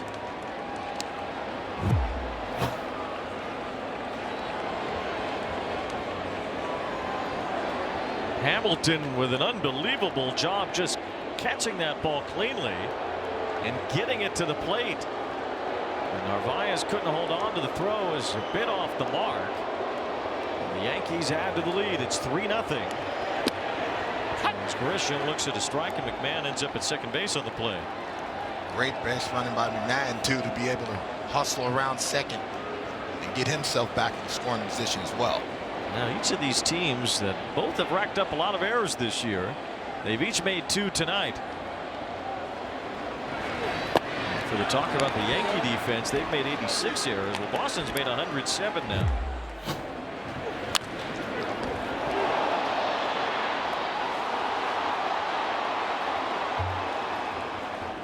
That's what speed does. It rushes throws, puts a little more urgency than the defender wants to have. Grisham chases there, and it's 1 ball, 2 strikes. Man does get a run batted in for his efforts on the fielder's choice. As Caballero stole a base to get into a spot where he could score on a ball on the infield, and he does come home with the 3rd Yankee run. Aaron Judge on deck as the count goes to 1-2 on Grisham.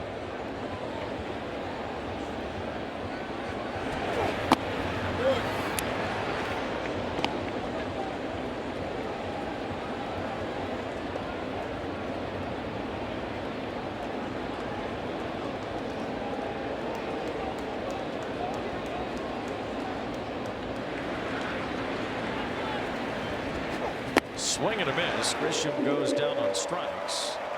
And now we'll see what the Red Sox decide. They don't have to go to the bullpen here with first base open. They can just walk Judge and I believe they're going to walk him too. Let Wilson face Ben Rice or whoever on deck. Could see Goldschmidt here. Took a page out of Heidi's book, huh? 4 fingers, huh? There you go. Intentional pass. Judge has been there before, and he'll make his way to first. Looks like Rice will take the at bat here against Wilson.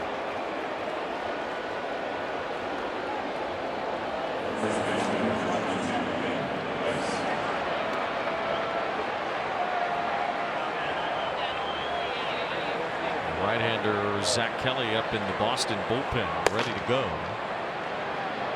Rice will face Wilson instead of Goldschmidt coming in, and then you just draw Kelly into the game anyway. Another lefty, Bellinger behind Rice.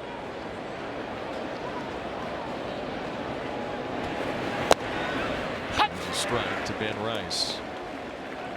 This has had a productive year. It's been a breakout season for him. Yankees minor league player of the year a couple of years ago. Pushed his way into the lineup some last season. Pretty close to a full-time member of their lineup this year, and he lines one into center field for a base hit. McMahon heads for the plate. Rafaela fires it home off the mark. Throw to third. Everybody's safe, and the Yankees take a 4-0 lead.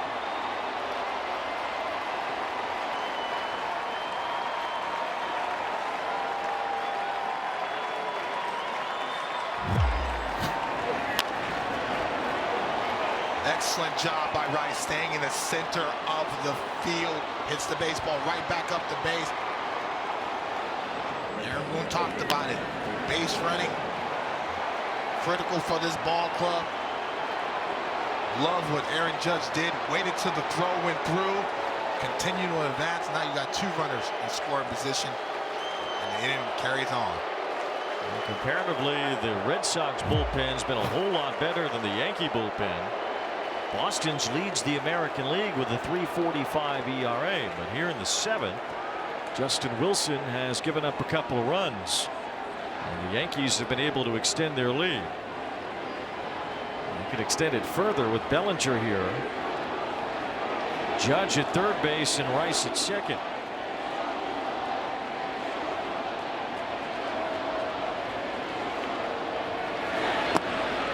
One to Bellinger, who has an RBI single tonight as well. So far this season, Cody Bellinger has been excellent against left-handed pitching.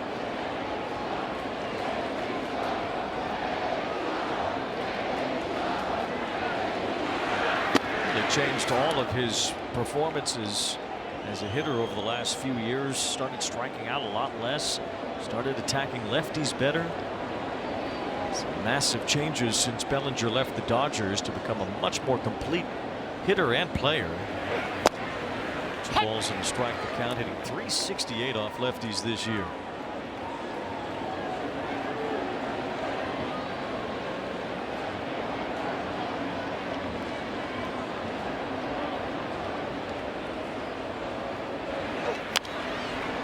good cut at that. The Yankees with 4 runs on 7 hits now tonight.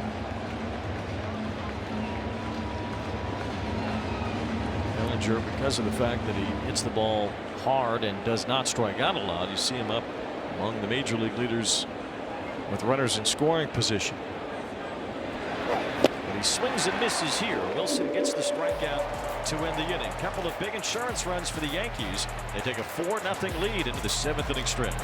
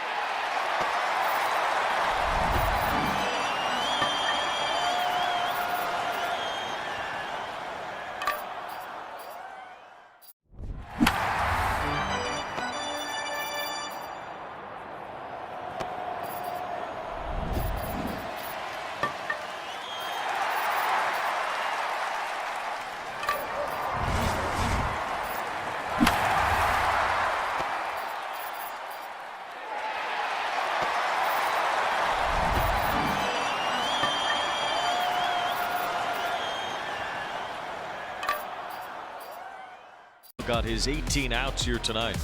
Using that 4-seamer at the top of the zone, being able to keep the hitters off balance. Also, even when he fell behind Wayne, he still trusted the movement at the top. Get a lot of ground ball contact as well as some fly balls. Here's Fernando Cruz, who had his worst outing as a Yankee in his last appearance. Just a couple of months with an oblique injury. His ERA was under 3 for most of the year, but he gave up 5 runs his last time out. We see Paul Goldschmidt now in the game at first base. Defensive upgrade there for New York after Ben Rice. And an insurance run driving home base hit in the 7th inning. It's Carlos Narvaez leading off the bottom of the 7th as he takes ball 1. And Luis Hedl worked 6 innings without giving up a hit, so now it's into the hands of a Yankee bullpen that has had some real issues over the last couple of months, trying to lock down a 4-run lead and potentially a no-hitter. You can't hide down there in that bullpen, and so love what Aaron Boone said. Hey, these are the guys, and they've all shown glimpses of greatness. They've all shown glimpses of struggle as well, but the bottom line is have to get it done down the stretch. That's smacked to right, foul.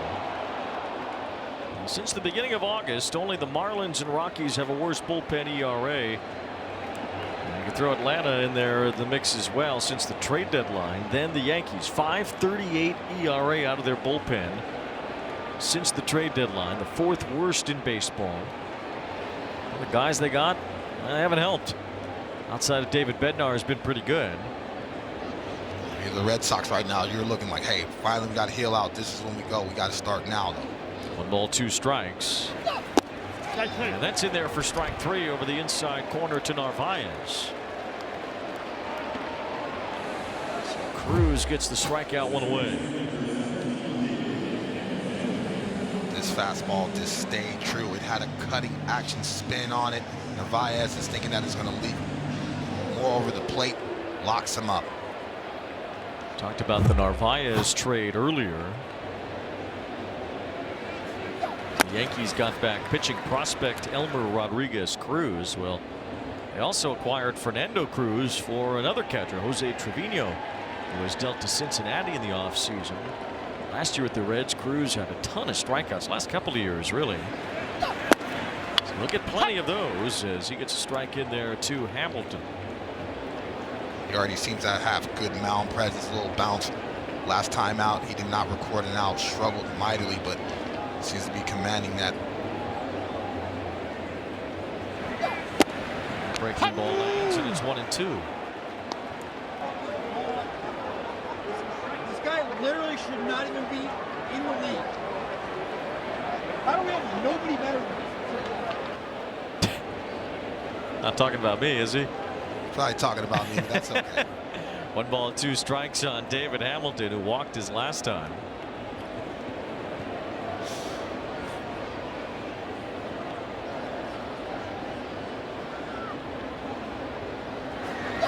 Check swing, strike 3.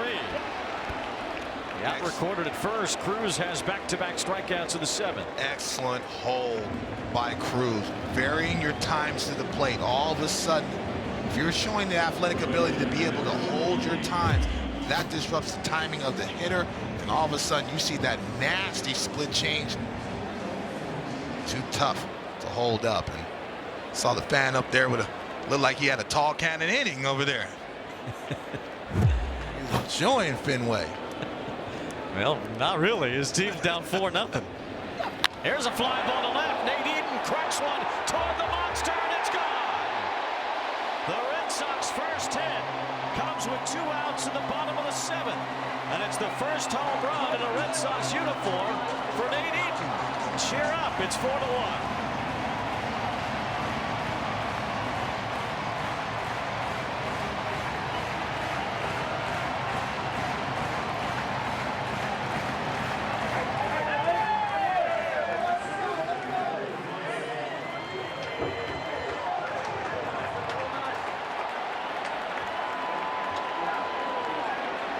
Dave Righetti remains the last Yankee no-hit pitcher against the Red Sox on the 4th of July in 1983. On George Steinbrenner's birthday as well at Yankee Stadium, Dave Righetti threw a no-hitter against Boston. The Yankees have not had one against the Red Sox since, and they won't have one tonight, as Nate Eaton hits his first home run in a Red Sox uniform, and his first since he hit one in his major league debut back when he was with the Royals.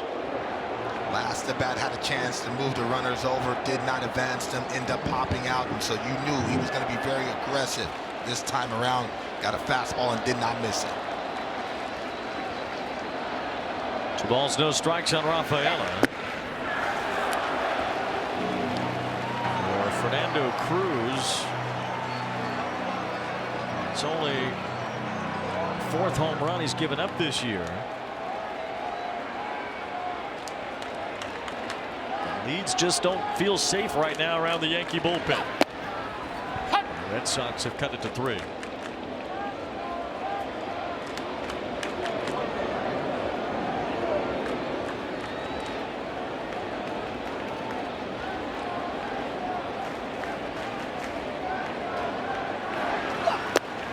There's a strike, and it's 3-2 on Rafaela.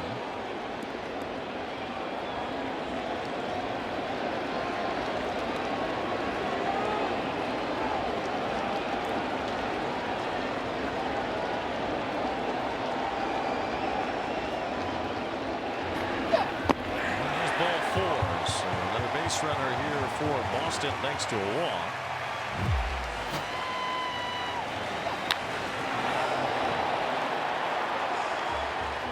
Ain't getting that foot down early, being able to elevate that baseball, hunting the fastball, getting the home team on the board. Something for the fans to cheer about.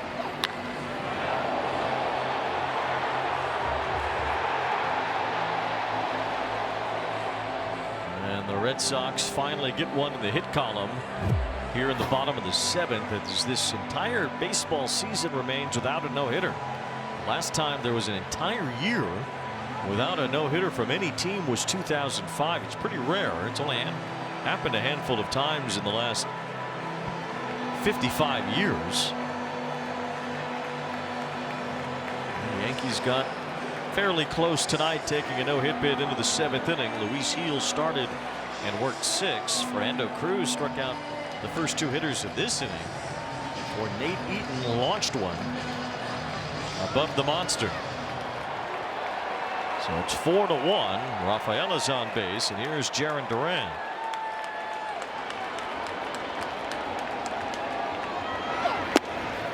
And there's a strike. Duran has become a triples machine. He has hit 12 this year to go with 39 doubles as well. And extra base hits for Duran, sprinkled between doubles, triples, and homers. Had 14 triples last year. Hit it out to that triangle area, you can run for days. Roll out. With his type of athletic ability and speed, that's made for him. Jim Rice had 30 triples in a 2-year span in the 70s, including his MVP year.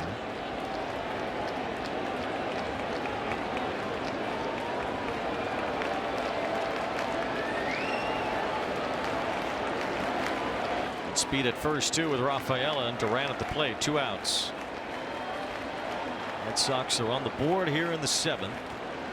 Still more work to do for Boston. Ball 1 to Duran. Fernando Cruz allowed 5 runs in his last outing against the Tigers. Tigers got some bad news tonight. Tarek Skubal could win his 2nd straight Cy Young Award this year. Left tonight's game with side tightness. Hope he's okay. That's catastrophic. He's trying to be the first American League pitcher to win back-to-back Cy Young Awards since the guy we had here in the booth earlier in the 2nd inning, Pedro Martinez, when he did it for the Red Sox in '99 and 2000. It's 2-2 now on Duran. And he swings and misses for strike 3. Ball in the dirt. And Wells gets the out at first to win the inning. Boston's on the board, both in runs and hits. 1 swing. Nate Eaton breaks up the no-hit bid for the Yankees.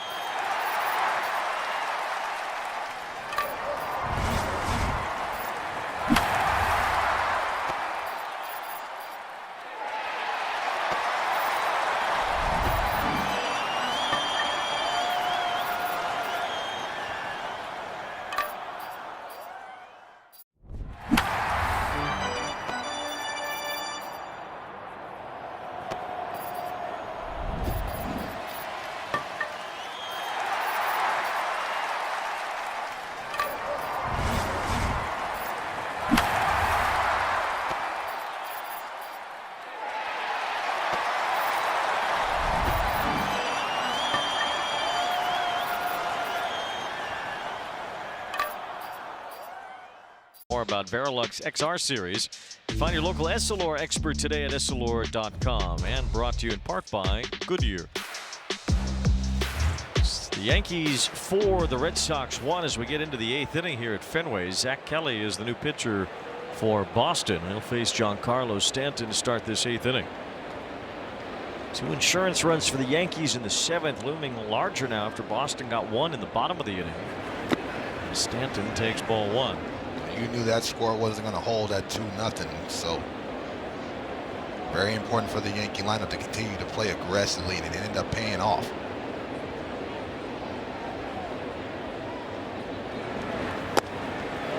Stanton sitting on 449 career home runs now after hitting his 20th of the year yesterday. Tied him with Jeff Bagwell and Vladimir Guerrero on the all-time home run list. He'll be just the 41st player in history to get to 450 home runs. And he's only a few behind Yaz now for 40th all time.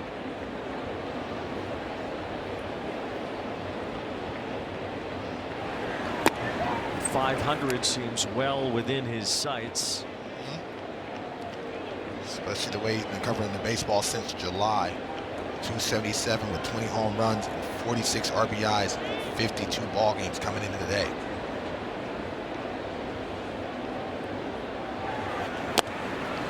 Ball 4, and Stanton draws a leadoff walk here in the 8th inning.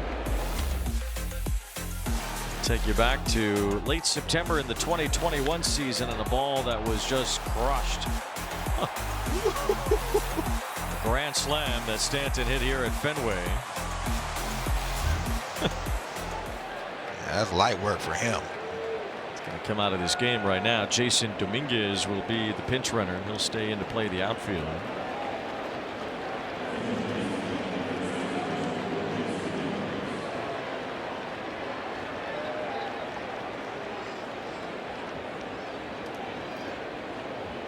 So Dominguez runs for Stanton here in the 8th inning after a leadoff walk. The batter will be Chisholm, who had a base hit in the 2nd inning.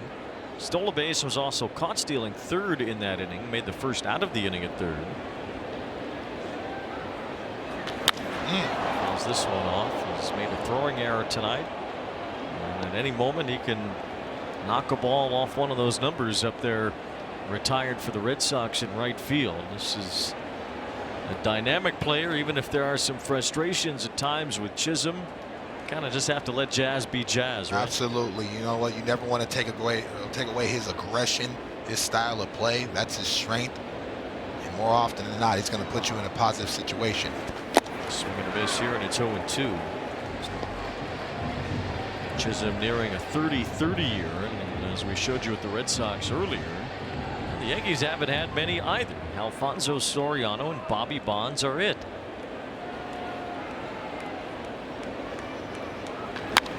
It's hit sharply, and it hit the base runner. So Dominguez will be called out for interference, and Chisholm will be awarded with a base hit and placed at first.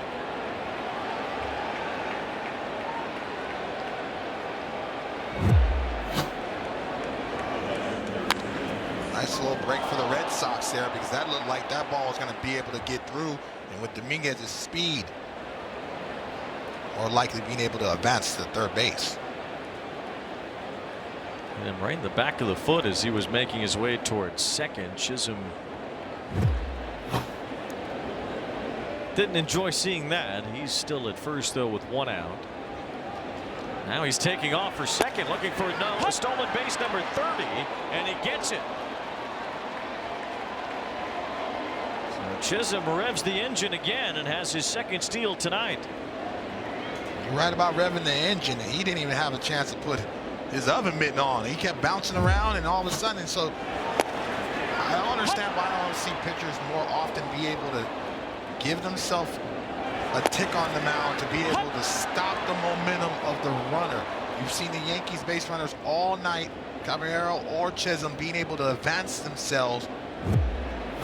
It's almost like a walking lead. Swing and a miss, and it's 0-2. So now Chisholm just needs 2 more home runs to reach the 30-30 club. After swiping 2 bases here tonight, he has 20 stolen bases since July 30th. That's the most in the major leagues during that time. Saw Caballero steal a base earlier. He leads the majors for the year.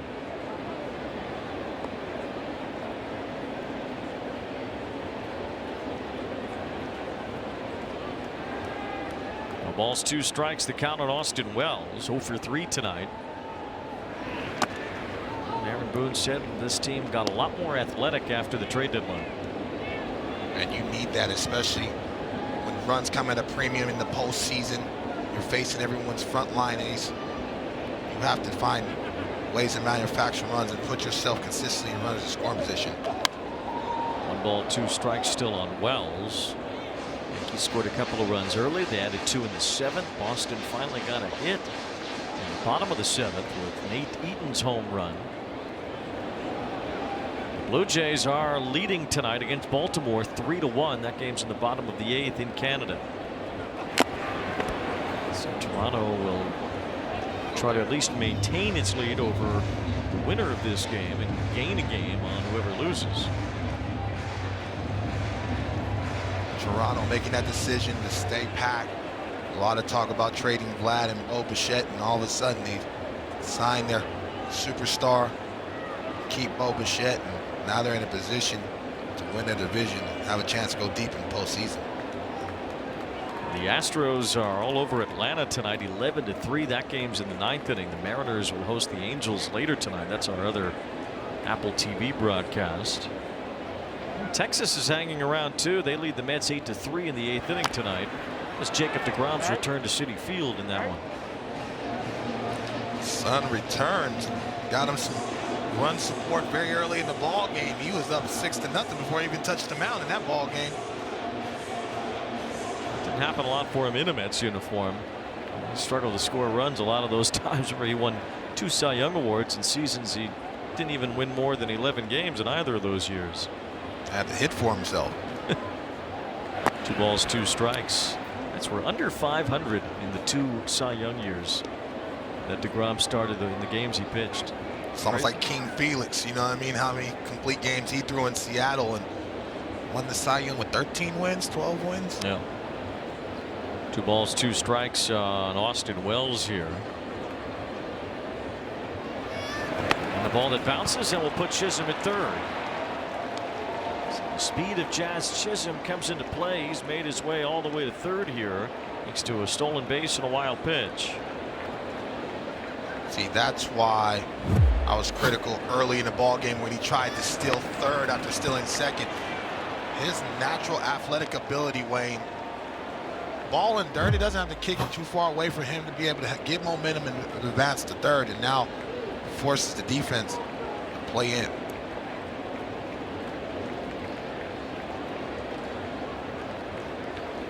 Count is 3-2 now on Wells. Caballero on deck.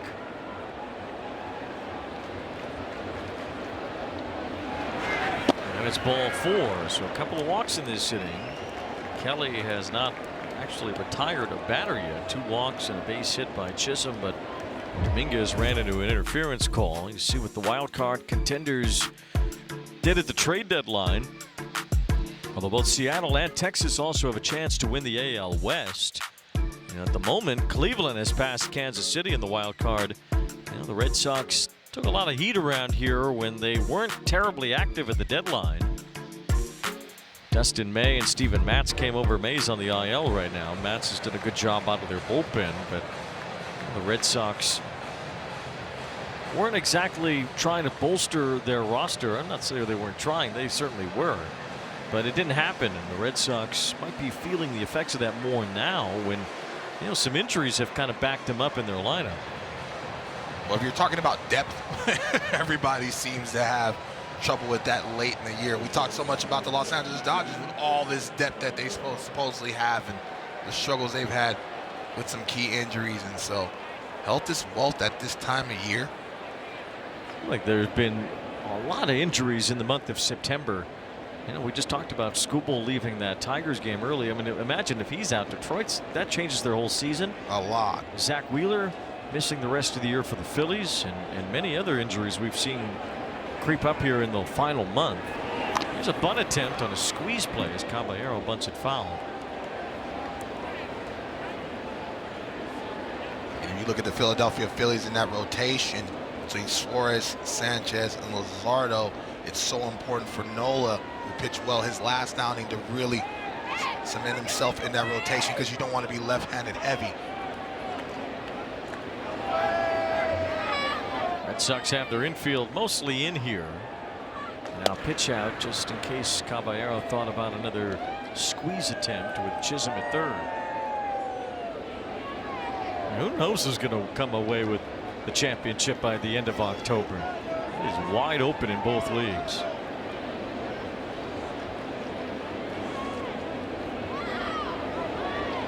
Caballero slashes one foul.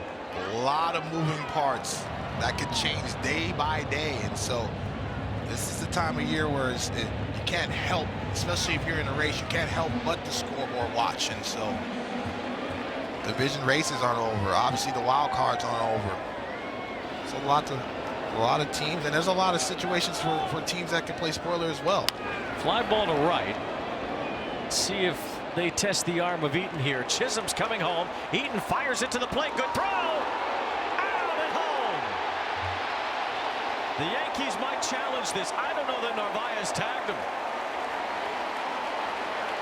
Chisholm is begging for a review, and the Yankees will oblige. I think Narvaez missed the tag. Good throw. Excellent throw. Excellent pick. Oh, did he get Chisholm on the top of the forearm?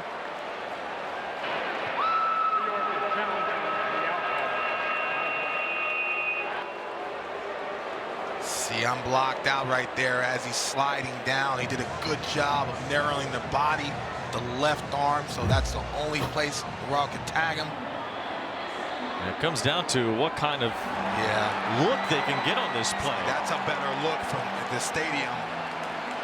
The umpire kind of blocking that angle too. Is it enough to overturn it? Now replay review is powered by Zoom. The call on the field is out. Let's see from this angle. It's tough to tell if Narvaez ever tagged him.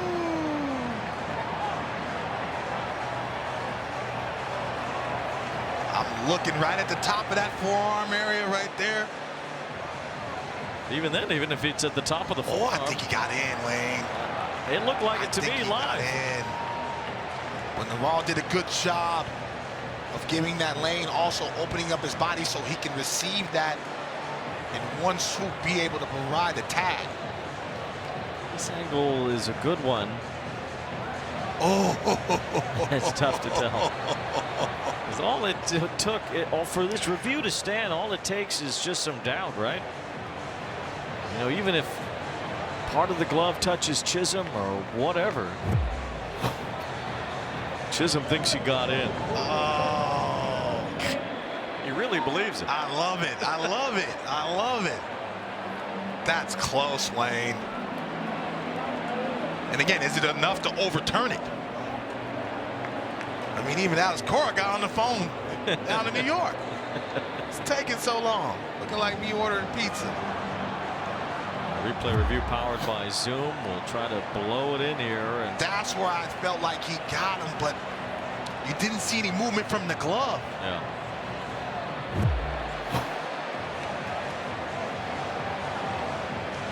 It's hard to tell, and that's why this might stand. We'll see. Will Little, the home plate umpire, is the crew chief. I tell you what. After review, the call on the field stands. I couldn't tell. And he reverted to the call on the field, so Chisholm is called out. And the Yankees end up not scoring in the top of the eighth.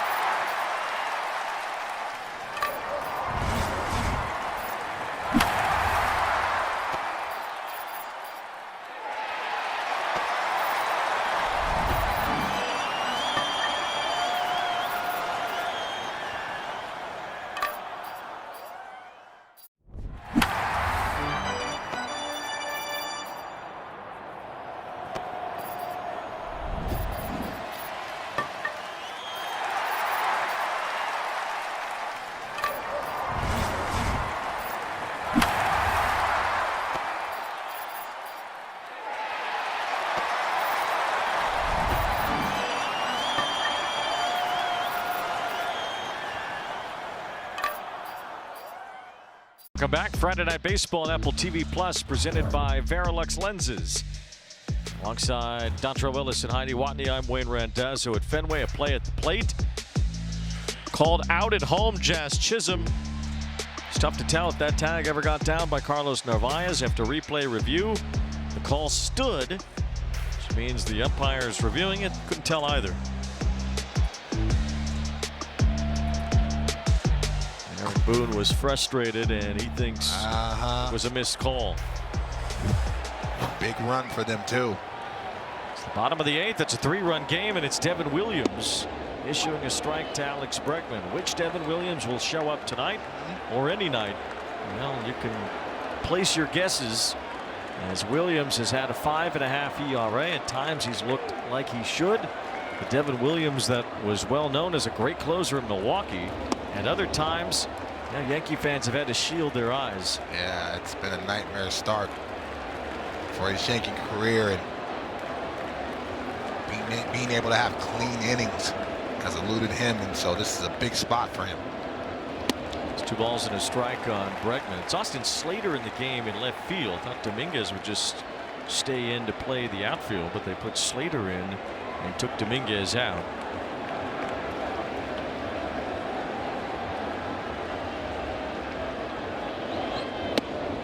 It's ball 3.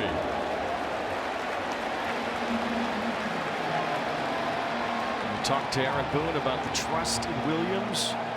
He says basically, well, what choice do I have? These guys have a pedigree.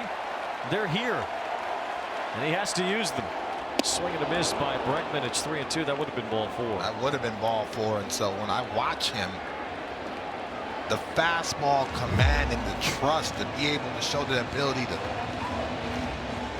Everything sets up. We all know he has a nasty changeup, but if he doesn't feel convicted with that fastball, outs are hard to come by. Bregman's been scuffling lately, chasing a lot out of the zone. He got a 3-2 pitch more in the zone there that he fouled back. Williams in his last outing against Toronto worked a scoreless inning. The one before that, he gave up 4 runs in Houston. Aaron Boone puts him in and hopes for the best. That's basically all he can do. 3-2 the count here on Bregman. A foul off to the right. But it has to make the manager nervous. Aaron Boone plays it off. He says there's no nerves. He trusts his pitchers to do what they can in these big moments. They're going to pitch the big moments, and they're capable of it. But it has to make them nervous that they've been so inconsistent. Well, you know, there's one or two ways. I mean, be nervous or trust. Bregman lines a base hit. Excellent at bat by Alex Bregman to really get those guys going. Grinded it out of the bat. Fouled off some good fastball. Williams elected to go to that changeup for a strike. Elongates that swing. Catches it right on the barrel. Gets the Red Sox going.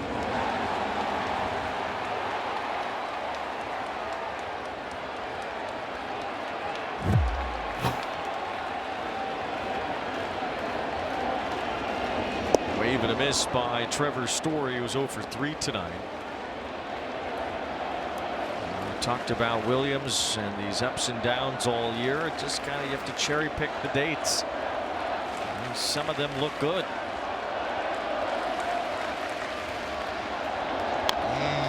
Gave up 4 runs in Houston September 3rd. He ended the month of August, though, by allowing just 1 earned run over his last 9 appearances. It's been topsy-turvy, to be sure, for Williams this year, and his numbers well above what they usually had been as a Brewer.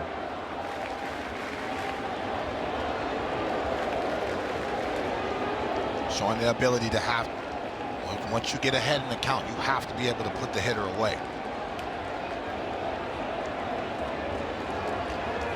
No balls, 2 strikes on Story. Foul back, had a good cut.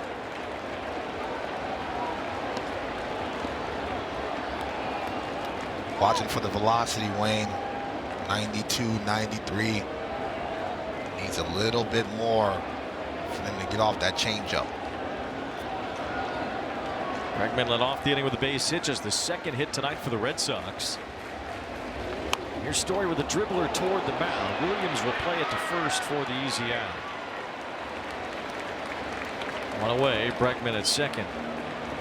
Get set for a huge weekend of Major League Soccer. Kicks off tomorrow. South Korean icon Son Heung-min, German scoring legend Thomas Müller, and the GOAT Lionel Messi light up a packed slate of playoff intensity showdowns. Coverage starts 7:30 p.m. Eastern exclusively on MLS Season Pass on Apple TV. One out, Bregman in scoring position. Now the batter Nathaniel Lowe. Red Sox lineup relying on guys like Lowe right now while Roman Anthony is out. Romy Gonzalez banged up as well. He's riding a 12-game hitting streak. Expectation is that Gonzalez will be back in the lineup tomorrow, and Max Fried starts for New York.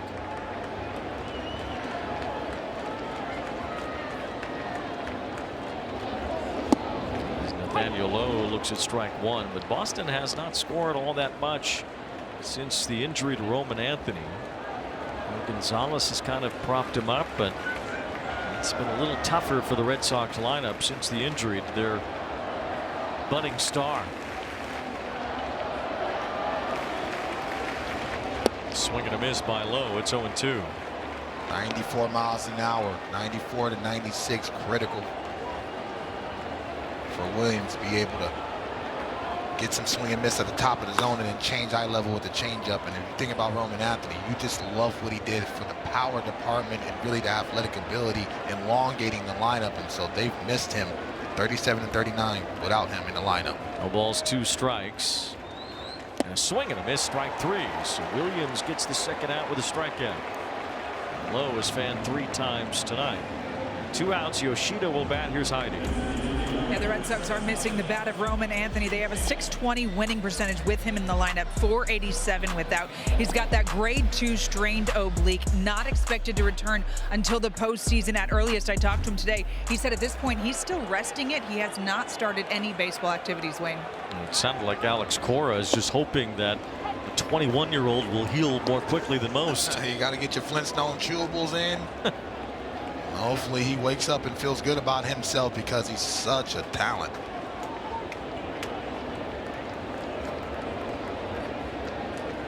The ball's in a strike on Yoshida. From a baseball standpoint, you know, the emergence of Anthony is what settled the Red Sox after the Devers trade. You know, Anthony's production became a part of what they had missed when Devers got moved to San Francisco.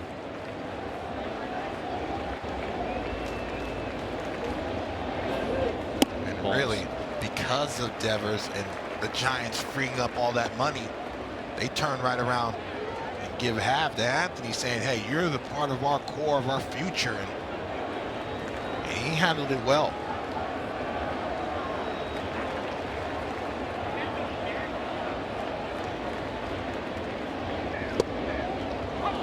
There's a strike over the inside corner. It's 2-2 on Yoshida, who's grounded out twice.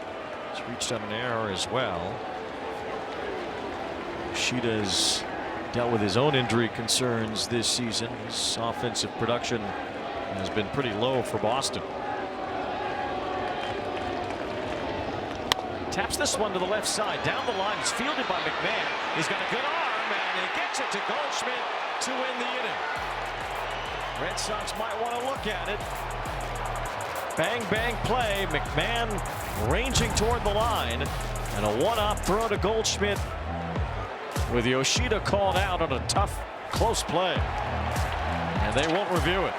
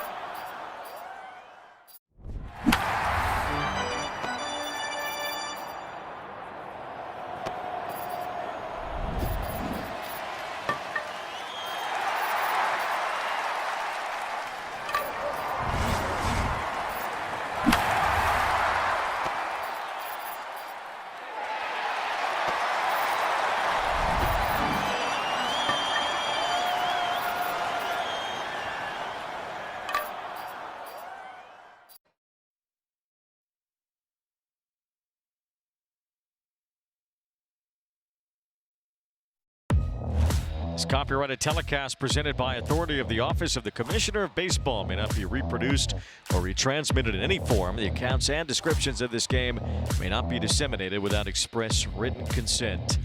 The great Pedro Martinez through the years, from early on in his career with the Dodgers, where he pitched with his older brother, who was a pretty good pitcher too. Ramon Martinez kind of gets lost in the shadows of his younger brother, the Hall of Famer Pedro.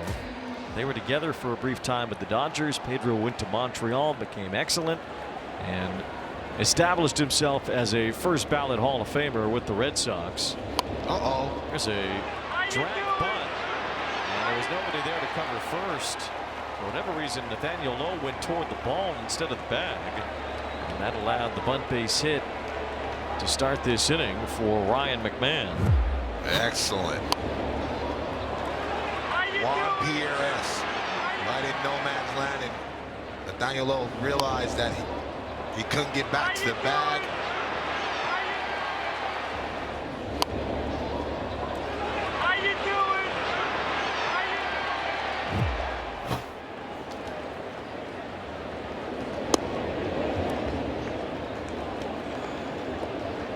Chris Murphy, the new pitcher for the Red Sox.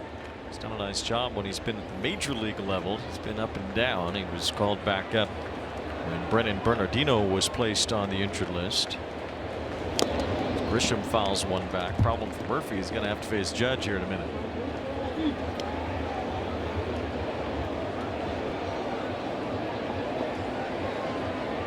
Murphy's going to have to do whatever he can to try to put up a 0 and keep this game within striking distance from the bottom of the ninth. The Yankees got to be able to try to add on. Blue Jays did win tonight. They beat Baltimore 6-1. It's a good pitch by Murphy. So the Yankees, if they do hold on, would stay 3 back in the division. Boston would be 4.5 out. Red Sox are hoping to win this series. They'll still have a chance with Brian Bayo facing Fried tomorrow. Sunday night it'll be Garrett Crochet against Will Warren. The Red Sox lineup drawn back a little bit here. It seems like they're going to have to pitch their way to success. They do have the arms to do it. It's a bouncing ball. It's Hamilton bobbling it and then bobbling it again.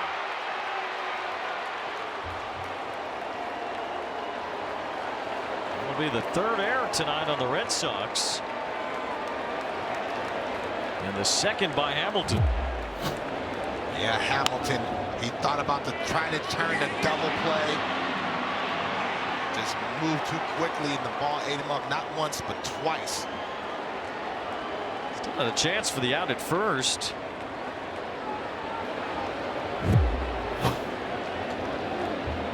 Now they have to pitch to Aaron Judge. Runners on first and second, nobody out. Judge ripped a home run earlier, 468 feet. It's a monster shot for number 47 this year and 362 in his career, which passed Joe DiMaggio on the all-time Yankee home run list. You move up that franchise's home run list and you take on the all-time baseball characters. Just passed Yogi Berra not long ago. Now DiMaggio. It seems like every year he's hitting another milestone, especially when he continues to stay healthy. I'm more thinking of 500 plus. This ball hit on a hop to third. Bregman gets it to second for 1. Hamilton to first. It's a double play.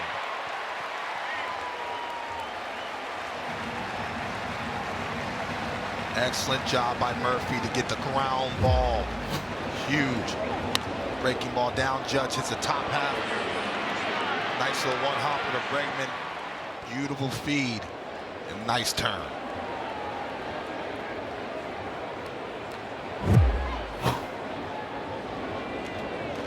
So 2 outs and here's Goldschmidt. Talked about Ramon Martinez getting lost in the shuffle of Pedro's great career. Well, how about the Red Sox? They had an outfielder named DiMaggio too. Dom DiMaggio, the little professor, who obviously was in the background of his older brother Joe's incredible career. Ooh, great block.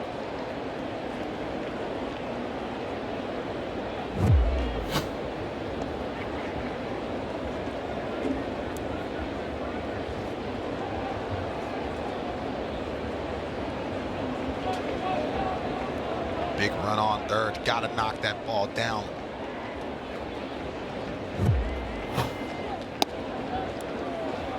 Two balls and a strike on Goldschmidt.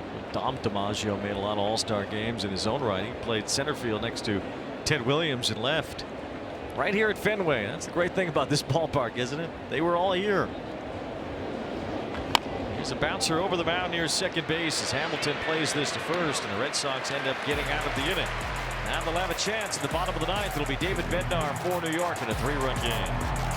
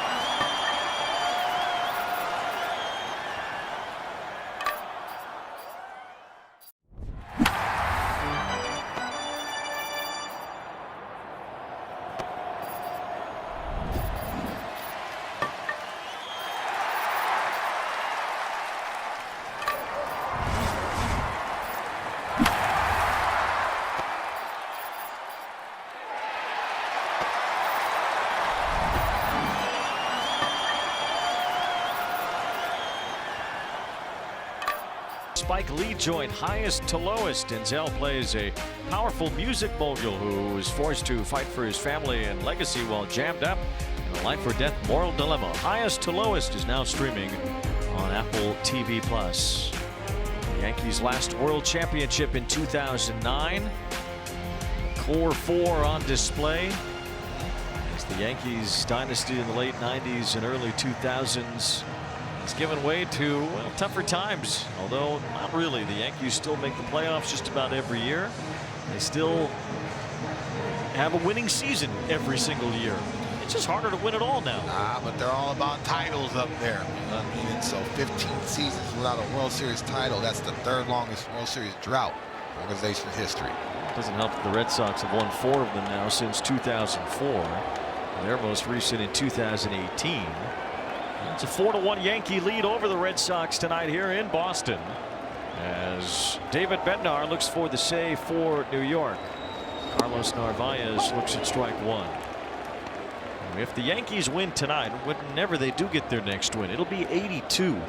That's significant because it will clinch a winning season, the 33rd in a row for the Yankees, the second longest in the history of North American sports, behind their own record 39, which they set from 1926 through 1964.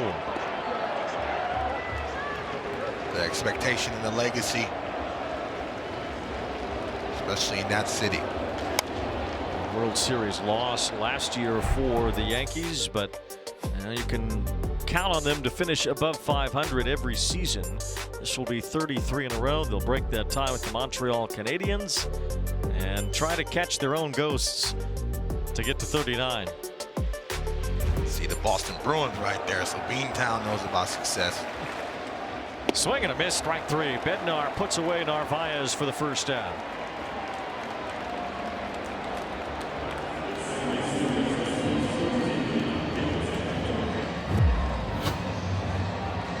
Bednar being able to run that fastball inner half. He's really won this closer job. They didn't know who was going to be the guy that emerged, whether it's Duvall or Williams or Bednar, but thus far, 11 Ks is the last 7 2/3 innings. We asked Aaron Boone if he thought that the others struggling was because they're not the closers. He said he didn't think that was why they were being inconsistent. But it's worth noting that Bednar has been the most consistent, and therefore he's been the closer. I think that role is pretty well settled at this point for Bednar. I don't think there's any time for Duvall or Williams or Weaver to wrestle that away. 1 ball, 2 strikes on Hamilton. Red Sox just hoping for a rally here to give their top of the order one last chance. What's been a quiet night for Boston's offense, just 2 hits. To be able to come in this hostile environment and so far hold this offense to 2 hits. It's been a good job by the Yankee pitching staff. Popped up toward the left field side. Slater is there, so is McMahon. It's out of play. Yeah, Wayne, David Bednar's easygoing in the clubhouse, but a bulldog on the mound. That's how Aaron Boone described him. His teammates have nicknamed him El Oso, Spanish for the bear. He's held opponents scoreless in 11 of his first 14 appearances as a Yankee. 25 strikeouts over that time, guys. And with that, he's been the most reliable arm out of the bullpen for Aaron Boone. He's got the 9th inning tonight as the Yankees try to make it back-to-back wins after scoring one over Detroit yesterday at home. Leading 4-1 in the 9th inning at Fenway tonight. Hamilton pops this one up again. This will stay in play. It's McMahon for out number 2. Luis Gil started 6 innings. He didn't give up a hit. Finally, Nate Eaton hit a home run off Fernando Cruz in the 7th for the first Boston hit. Alex Bregman singled off Devin Williams in the 8th inning, but no damage after that. So Bednar, the 4th Yankee pitcher, and they've all succeeded here tonight. Yeah, and that's second out. Starting to send some fans up the walkways. It's Eaton who looks at a strike. Eaton's had a home run and an outfield assist. It's been a good night for him.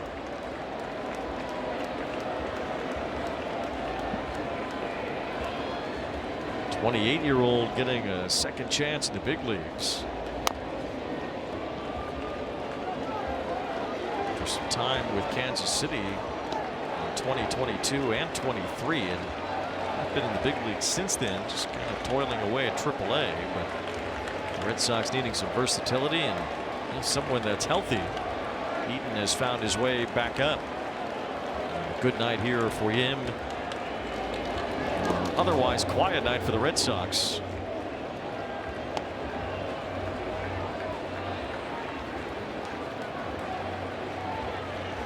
Two hits for Boston tonight. That would match a season low. Only one other time they had just 2 hits in a game, June 17th. That was the first game after the Rafael Devers trade.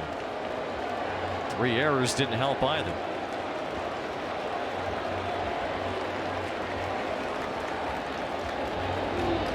Swing and a miss, strike 3. The New York Yankees take care of business against their arch rival in Boston. Aaron Judge homered in the first. The Yankee pitching was great, and they beat the Red Sox tonight 4-1. You know what? Aaron Judge, the big man, set the tone in the first inning, and they did not look back. The bottom line is, up until this point today, the Red Sox won the matchup on the mound with the starting pitching and relief pitching as well. But the Yankees showed up today. Luis Gil made pitches when he had to. Devin Williams made pitches when he had to. Bednar with a clean inning. This is a big first win